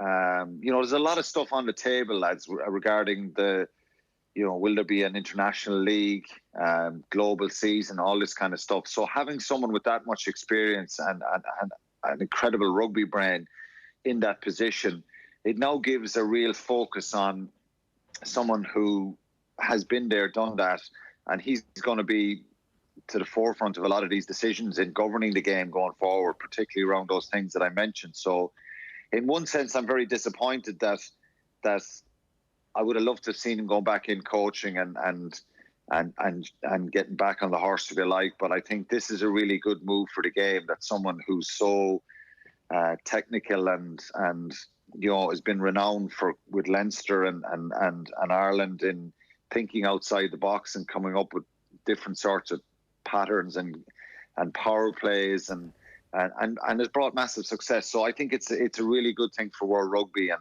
it's something that probably, with COVID and everything that's happened, maybe that it suits Joe to do this, to stay in Dublin and work from here, and really, I'm sure he'll travel a lot when he's allowed, and he'll move around the world, and it'll be a good thing for the game, because to try and make the game safer, a better spectacle, manage all that player welfare stuff, they're very important issues that are ongoing.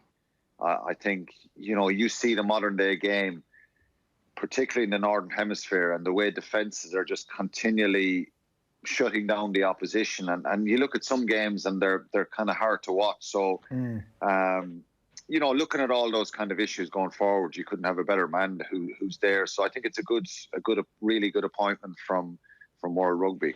Yeah, we'll watch with interest. Quinny, thanks a million. Cheers, lads. Thanks a lot, Alan Quinlan, as always, on a Friday morning there, 9:32, and you're watching OTB AM. We've lots still to come. We're going to be joined on the line very shortly by Vinny Perth, Nathan Murphy as well, to reflect on last night's game. OTB AM live in association with Gillette. Good mornings. Start with Gillette, giving you the confidence to tackle the day ahead. There was one story on that we'll just touch on briefly before we get Vinny Perth up on the line to have a little bit of a more reflection on last night's game. The GEA, and that story by Colm Keys, and it's on some of the other papers as well this morning, that counties... GA gives green light for the league restart. It's going to restart again on tomorrow week, I think it is. And counties unable to field will have to forfeit points as officials press ahead with the inter-county plan. And there's some level of disgruntlement from Ricey McManaman, particularly the Fermanagh manager, has given voice to it, which is in relation to squads who ultimately have some COVID issues and have to withdraw. Their points are given over to the other team, and that's it. And that's sort of, I think, the way it has to go. But also some interesting comments inside from John Heslin, the Westmeath midfielder, talking about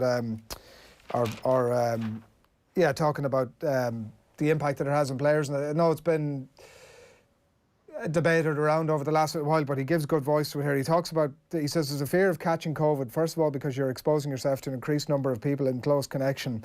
There's a lot of school teachers playing inter-county football. My girlfriend's a nurse and was treating positive cases last week. There's a very short circuit for the virus to spread should it get into an inter-county team. With that, I have to personally make sacrifice not to enter the home house, and if I do, I have to wear a mask. Like, it's a bigger ask of GAA players than it is. We've tended to have the same conversations about GAA that we've had about football or about rugby, but it's a different, very different ask. Totally different. They're members of the community. That they can't be isolated away. It's just not possible. And the team that does best in this year's All Ireland may well be the team that have the most amount of people working from home and that can work from home and that aren't frontline workers or that aren't teachers or that they don't have to go outside the front door of their house too often. It's a stark reality of it, and there is no way this thing goes off without a hitch. There are going to be so many issues. I guess they're right to press on with it for now, and I'm sure, not that there's any different shades of green, but it's a tentative shade of green, I dare say, whatever colour that might be. Maybe an aqua, a turquoise green light yesterday, because it just feels like this is unbelievably ambitious. And like, in fairness, Tony Houlihan said a couple of days ago, there is nothing inevitable about this virus. So the GAA will say to themselves, there's nothing inevitable about this being a complete disaster. So within reason, we can give this a lash because we know relatively how to keep people safe. And that is by a lot of testing and kind of adhering to a lot of the social distancing rules that perhaps maybe the FAI didn't on that flight over to Bratislava.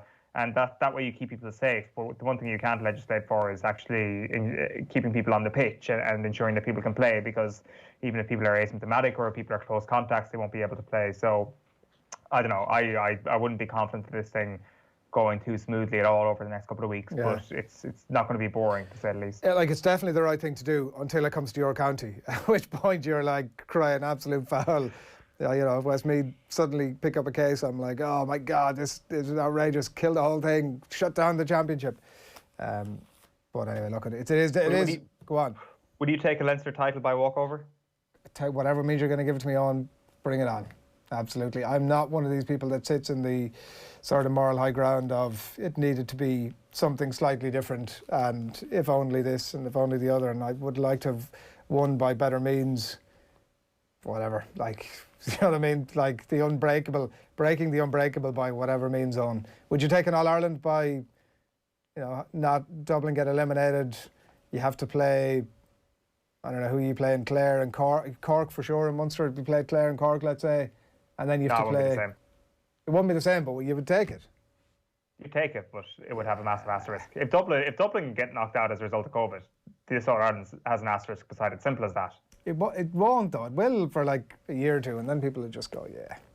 Like, surely, Owen, you're like encouraging of breaking the unbreakable thing by whatever means. I can't go there. I can't go there. If Dublin don't play if the defending champion aren't there to defend their title, then there is an asterisk beside it. It's as simple as that, as far as I'm concerned.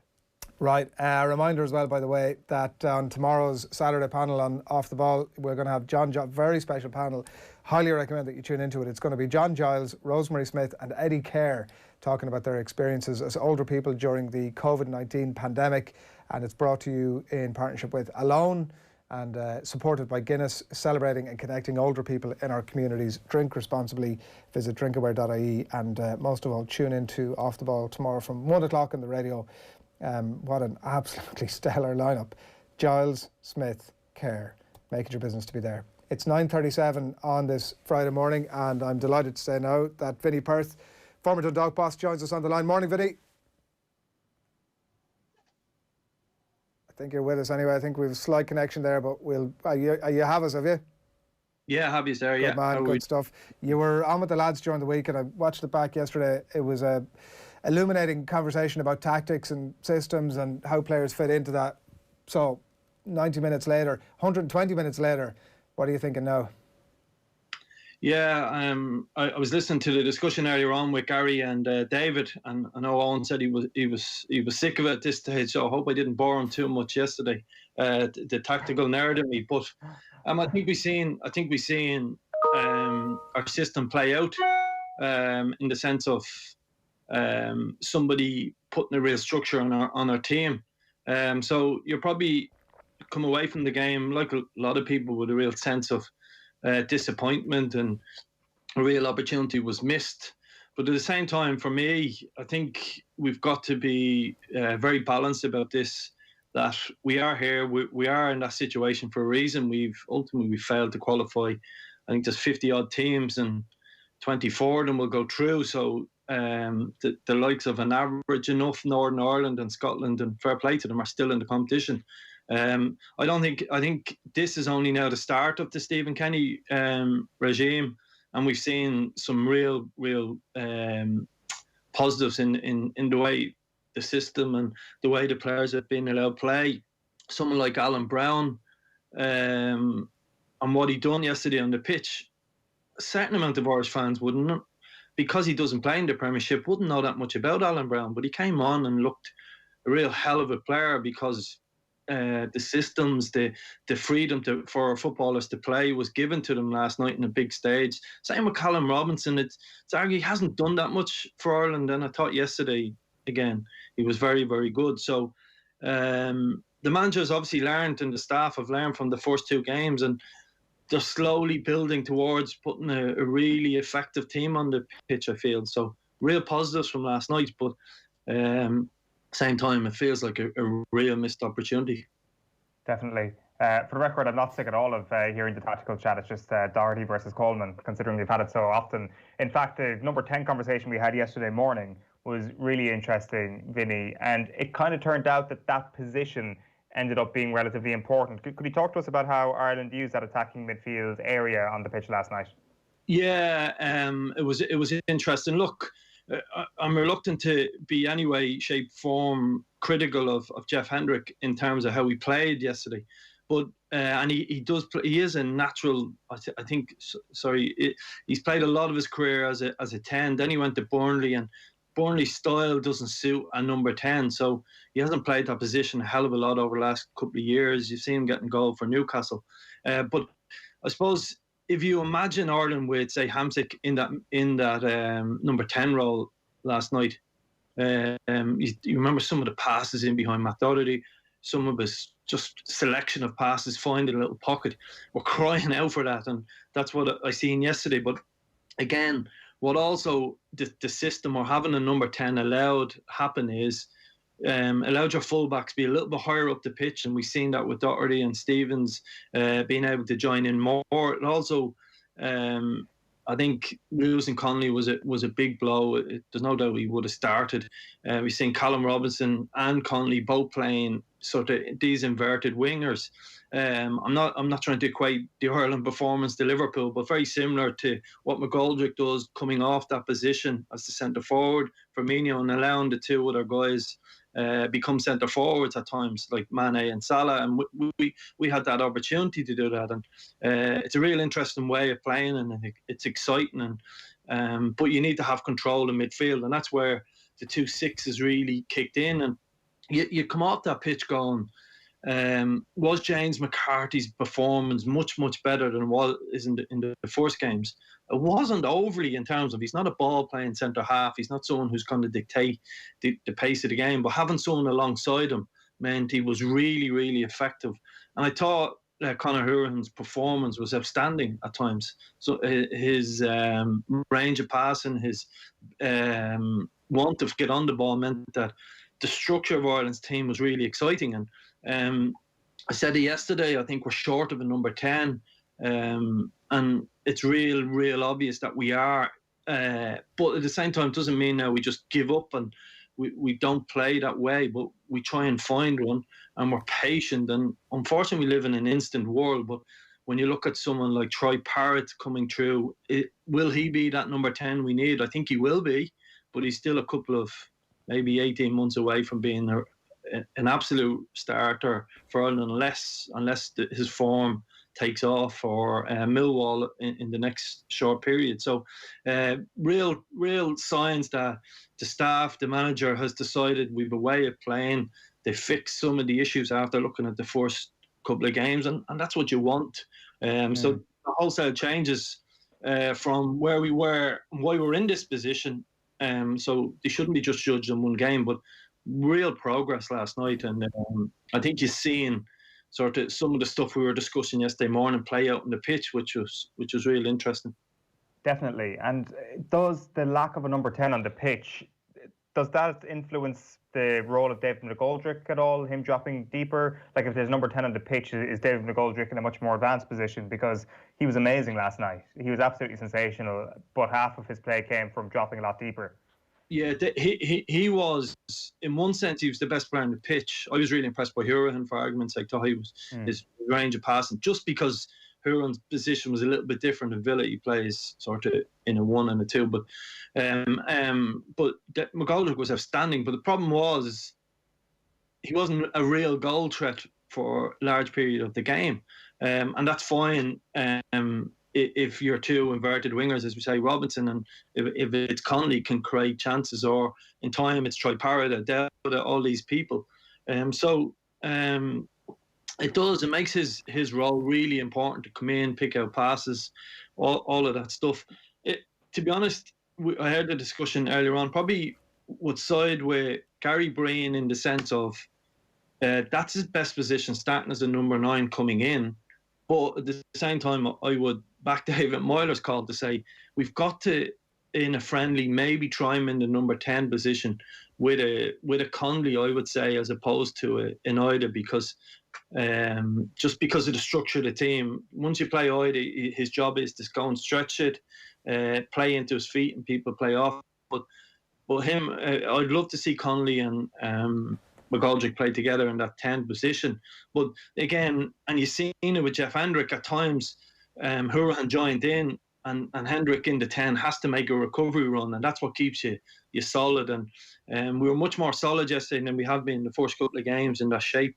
And so there's all these things that Stephen and the staff will look at after the game, and they've got to learn from. But real signs of progression, real signs of we're getting players that people thought couldn't play. And as I said, the average fan probably thought Alan Brown was just an average enough footballer playing in the Championship. I think he showed, for example, last night that with real strength and depth in the Irish squad, we've got players that this 4-2-3-1 suits. We've also got players that 3-5-2 suits, ironically. But the amount of information, the amount of knowledge that the players took onto the pitch tells you that there's buy-in from the players. They want this change. And the manager and the rest of the staff were obviously giving them the right information. So it's been a productive couple of weeks. And I think for me, Stephen's campaign only starts now. The Mcgoldrick number 10 one was definitely one of the kind of interesting ones, Vinny, wasn't it? And it's got a load of interaction from people watching us this morning and during the week as well. This one from Dave B, I think, is an interesting point on that specifically. He talks about the defensive role to the number 10. Yes. He says he should be marking the opposite number 6 when they have the ball. He wonders if Mcgoldrick has the legs for that extra defensive running in midfield. Is that how you see the role? Absolutely. That's the modern day number 10 now, has to, in many ways, cover the biggest amount of distance on the pitch. So if you get the GPS report from yesterday, I would say to you that Jeff Hendrick probably covered the most distance for Ireland. And this is just off my own eyes, so I wouldn't be privy to the GPS report. And I would imagine, and it's not just measured on distance, okay? It's measured on high-speed running. So I would say to you that Jeff Hendrick probably covered the biggest distance or the most high-speed running alongside Conor Hourihan. And when you play a 4-2-3-1 system, that's generally what happens.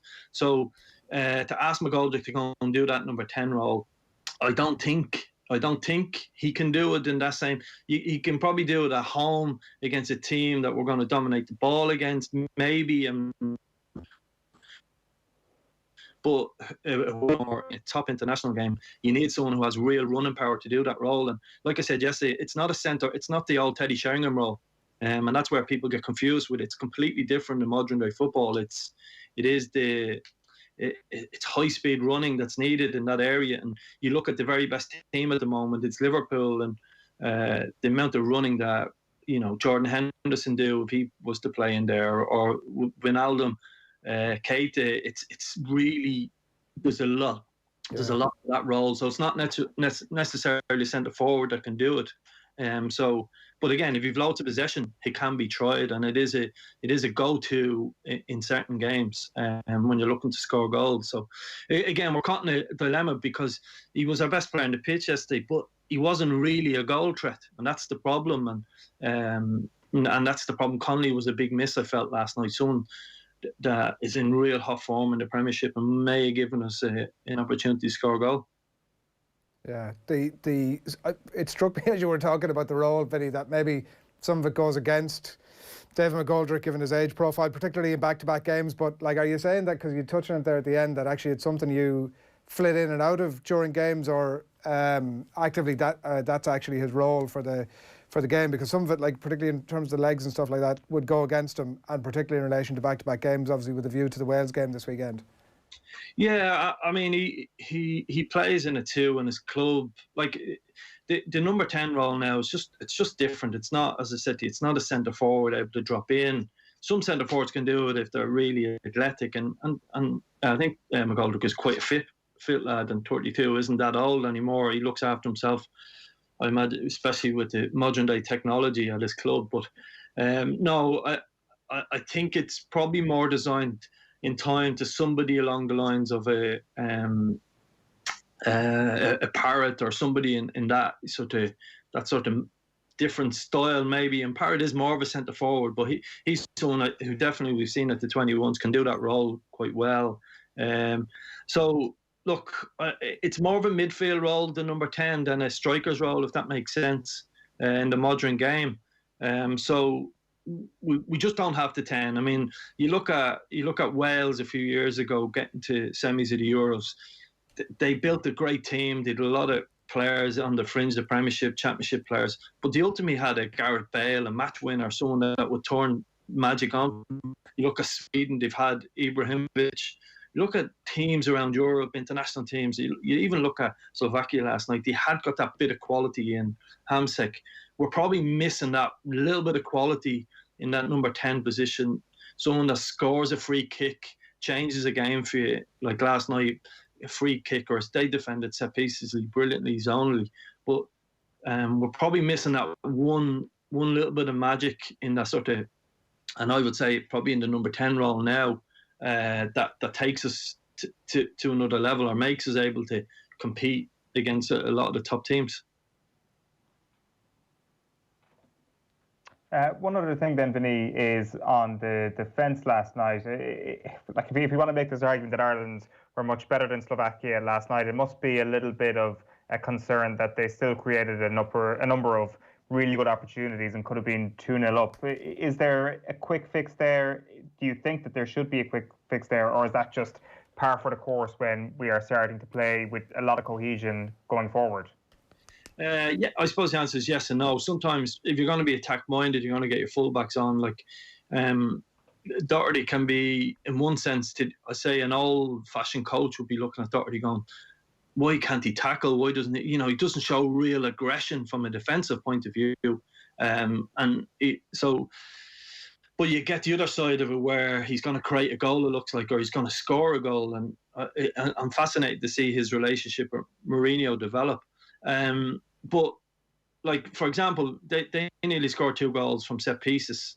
Okay, so what will happen is they will watch those two chances over the weekend from the back of the goal with a different camera, and they'll see where they structurally set up correctly or incorrectly, and they'll fix it. And it's a bit like fixing of the 4-2-3-1 system. This is all going to involve, like, for example, I'd imagine Ireland having worked in an attack and throw. They've probably thrown one into the players at different stages. Again, we're becoming a team, and they need time to become a team. They've only had 3 matches and a couple of hours contact. They can't do everything. People say, well, what do you mean an international team haven't worked on a throw? But it doesn't happen that quickly. It takes time to develop. It takes time for, it might take 15, 20 minutes over the weekend to go through maybe a throw in now that they fix some of the other stuff in terms of how they want to play. So there is concern, but I mean, it's big boy football. You're playing against some top players. It's and opposition are going to get some chances, but by and large, I think Irish fans would want to. I'd rather win 4-3 than than drawing 0-0 or not having a go. And if they score 2, then we have to look at scoring 3. And I think that's the philosophy now that's coming into the group, that let's go and outscore our opposition and create loads of chances. And I think it's worth it. I think it's worth the ride. And I think the big issue for me now is looking ahead to next week. Is there pressure on that staff because they've lost the game, they haven't qualified for the Euros? There shouldn't be. We need to back this new group and give them time to develop all of these things we've been talking about. Vinny, thanks a million. Thanks a lot. Thanks a lot. Illuminating stuff again from Vinny Perth there at 5 to 10 on this Friday morning. By the way, just a note to let you know that the Irish Wheelchair Association has had to regrettably cancel its annual street collection because of the COVID pandemic, naturally enough. And the charity is, however, appealing to the public to continue to support its appeal online. And you can get involved and you can make a donation through its website. It's iwa.ie. Just jump on there and make your donation, iwa.ie. Right, 5 to 10, squeezed on time, and no better position to be in to introduce Nathan Murphy to the show. Morning, Nathan.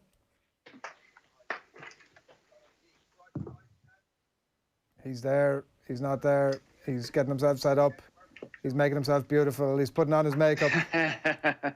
I'm here. I was listening to you on, I was tuned in on YouTube, Adrian, so I was like, whoa, that's a bit worrying that... You left it late. All okay? We've 5 minutes for you. Okay. What are your? I thought you were a bit down this morning. You were a bit despondent, Adrian. Here he is. He's on Twitter last night, seeking out the negativity. He's managing to twist my take on the game to be that it was some way down on to try to twist a narrative here to Nathan Murphy comes to riding to the rescue of the public to defend Stephen Kenny's boys in green. That's what we're dealing with here, I think. Can I just interject just to set the scene here, Nathan? You tweeted last night to say that you were a bit shocked to see the negativity around the Ireland performance, thought they played as well as they have in years, getting better as the game went on. So many signs of progress. Shame they aren't arriving to Euro 2020 off the back of 10 or 12 games. The replies are telling, Nathan, as ever. One person says, but you and the OTB boys told us that Stephen Kenny was the next Pep. Slovakia are a poor team and we're missing some of their better players and we still failed to beat them. Kenny will be gone after the World Cup qualifying group after we failed to qualify for the World Cup. Another person says, off the ball have been peddling this idea for a long time amongst other nonsense. No logical reason for Kenny to have been given this job. Another person says it was never going to be as amazing as you guys have built it up to be. If there are so many signs of progress, how come we were so bad in our last game against the mighty Finland? Maybe we just don't have the players. Irish soccer hacks stuck in a bubble. And then finally, one other person says, there goes another Kenny cheerleader because it's cool to support the LOI guy. Can't just imagine your reaction to losing to a shit team if it was Trapp, O'Neill or Mick in charge. Respond, Nathan. Who's worse? Anti-vaxxers or the OTB peddlers of pro-Kenny? Absolute bias. Yeah. There's the headline right there. I don't think we ever said that Ireland will get to Pep Guardiola, but I think what we thought Ireland would get to is what we saw last night, and that is the start of it. Remember, Stephen Kenny had any amount of time to plan for this match, but he'd little or no preparation with the players on the training ground. So to get that type of performance where they took their opportunities to get on the ball, to do the right thing, to hold on to possession, to build attacks in open play, to create chances in open play, that's what we want. I think when we talk about what Stephen Kenny can do and change Irish football, for me, there's a top 10 in European football, there's a bottom 10, the minnows, and there's probably about 35 teams in between, which Ireland are part of that. And what I want to see is Ireland perform home and away like they did last night against those teams, which is get on the ball, do the right thing, play a modern brand of football, press high up the pitch, get turnover ball, which I've never seen an Irish team win the ball back more often than in midfield and in the opposition half than they did last night. And that's what you see among the best teams in Europe, in the world. I'm not comparing Ireland to any of those right now, but that is the way modern football is played. And at full time and at the 120 minutes, you are looking and thinking, it's a very condensed calendar. If you get this group of players together for 10, 12 games between now and next summer, and you win the penalty shootout, well, what sort of level can they get to? And it's just so depressing and disappointing that they're not going to have that opportunity, and they sort of have to somehow start all over again against Wales on Sunday, when I'd imagine pretty much all the team is going to be changed, or going to have to be changed, for a game that has importance, because There's ranking points. There's a draw for the World Cup qualifiers taking place next month. Ireland, as it stands, are probably going to be third seed unless they can win a couple of games over the next month. But I thought that was everything we could have expected for Stephen Kenny after 3 games. And I think it ends any of the talk about respect in the dressing room, having an impact. Like, that's done. We know now that actually he's on the right track. The shame is that it's going to be probably a year, 2 years before we actually see where it takes Ireland in terms of the competitive qualification. Yeah, definitely moves forward. But ultimately, the same result. Like Lee Ruttall here on Twitter, same old story. Can't win games without goals. And like the system is, look at absolutely. There's no point in saying otherwise. You're watching that game last night, and we saw Ireland play a bit of football, and that's a fantastic thing to be able to watch. Like ball to feet, bit of control about the game. Yes, maybe caught a little bit on the hop, and maybe we'll get caught a bit on the hop on the counter at times when we're pressing on like that. The results are going to have to start to come at some point, though, aren't they? Like we can't trundle on like this. But trundle on like what? It's 3 games in. Another thing we can do after last night is write off the first 2 matches, because all the concerns that were there about us being exposed defensively, I think we saw the players weren't fully fit for the first 2 games. Goals are going to have to come. And looking at it again, the last 3 years, Ireland have played 17 competitive games. They've scored 10 goals in those 17 competitive games over 3 years. Shane Duffy's the only player to score more than 1 goal. So getting the ball in the back of the net is going to be a big issue. But that hopefully is where those younger emerging talents come through. Adam Ida and Aaron Connolly. Like, what a mess that turned out to be. Troy Power to come back in. Jason Malumbi. We haven't seen that new generation. That was in many ways some of the old guards still there playing in a new system. But they're the players that are going to have to score the goals. There ain't no Robbie Keane coming through. There is never going to be another Robbie Keane in terms of that amount of goals. But the goals should come from everywhere. The goals should come from all around the park. And the more chances you create, the more of them you're going to take. But, yeah, it's very, very disappointing and depressing. But I think when you look at the 11 that started, it's very hard to find a player who didn't perform last night. Maybe Matt Doherty in the first half, the first hour of the game, looked a little bit off it. But that was the best 45 minutes we've seen Jeff Hendrick playing in Irish jersey since Euro 2016. Vinny touched on the amount of ground he covered, the bit of freedom in front of the 2 in McCarthy and Howerhan. Like, that's what you want from Jeff Hendrick. If you can get that in every game, he's going to start every game. It is just finding that finishing touch. And you were looking with 10 minutes to go. I know Connolly would have started, but thinking if you have Connolly and Ida on the bench now to bring that sort of pace, what a difference it could have made. And I'm going to be interested to see what the fallout is like over the next 48 hours. It's hard to apportion blame because, listen, it's a very difficult scenario. But when you are down to a player sitting within 10 centimetres, could the plane have been divvied up? I would ask, in the circumstances, should they have maybe had 2 separate flights? And then you would get into, well, can the FAI afford 2 separate flights because of everything that's happened in the previous regime over previous years?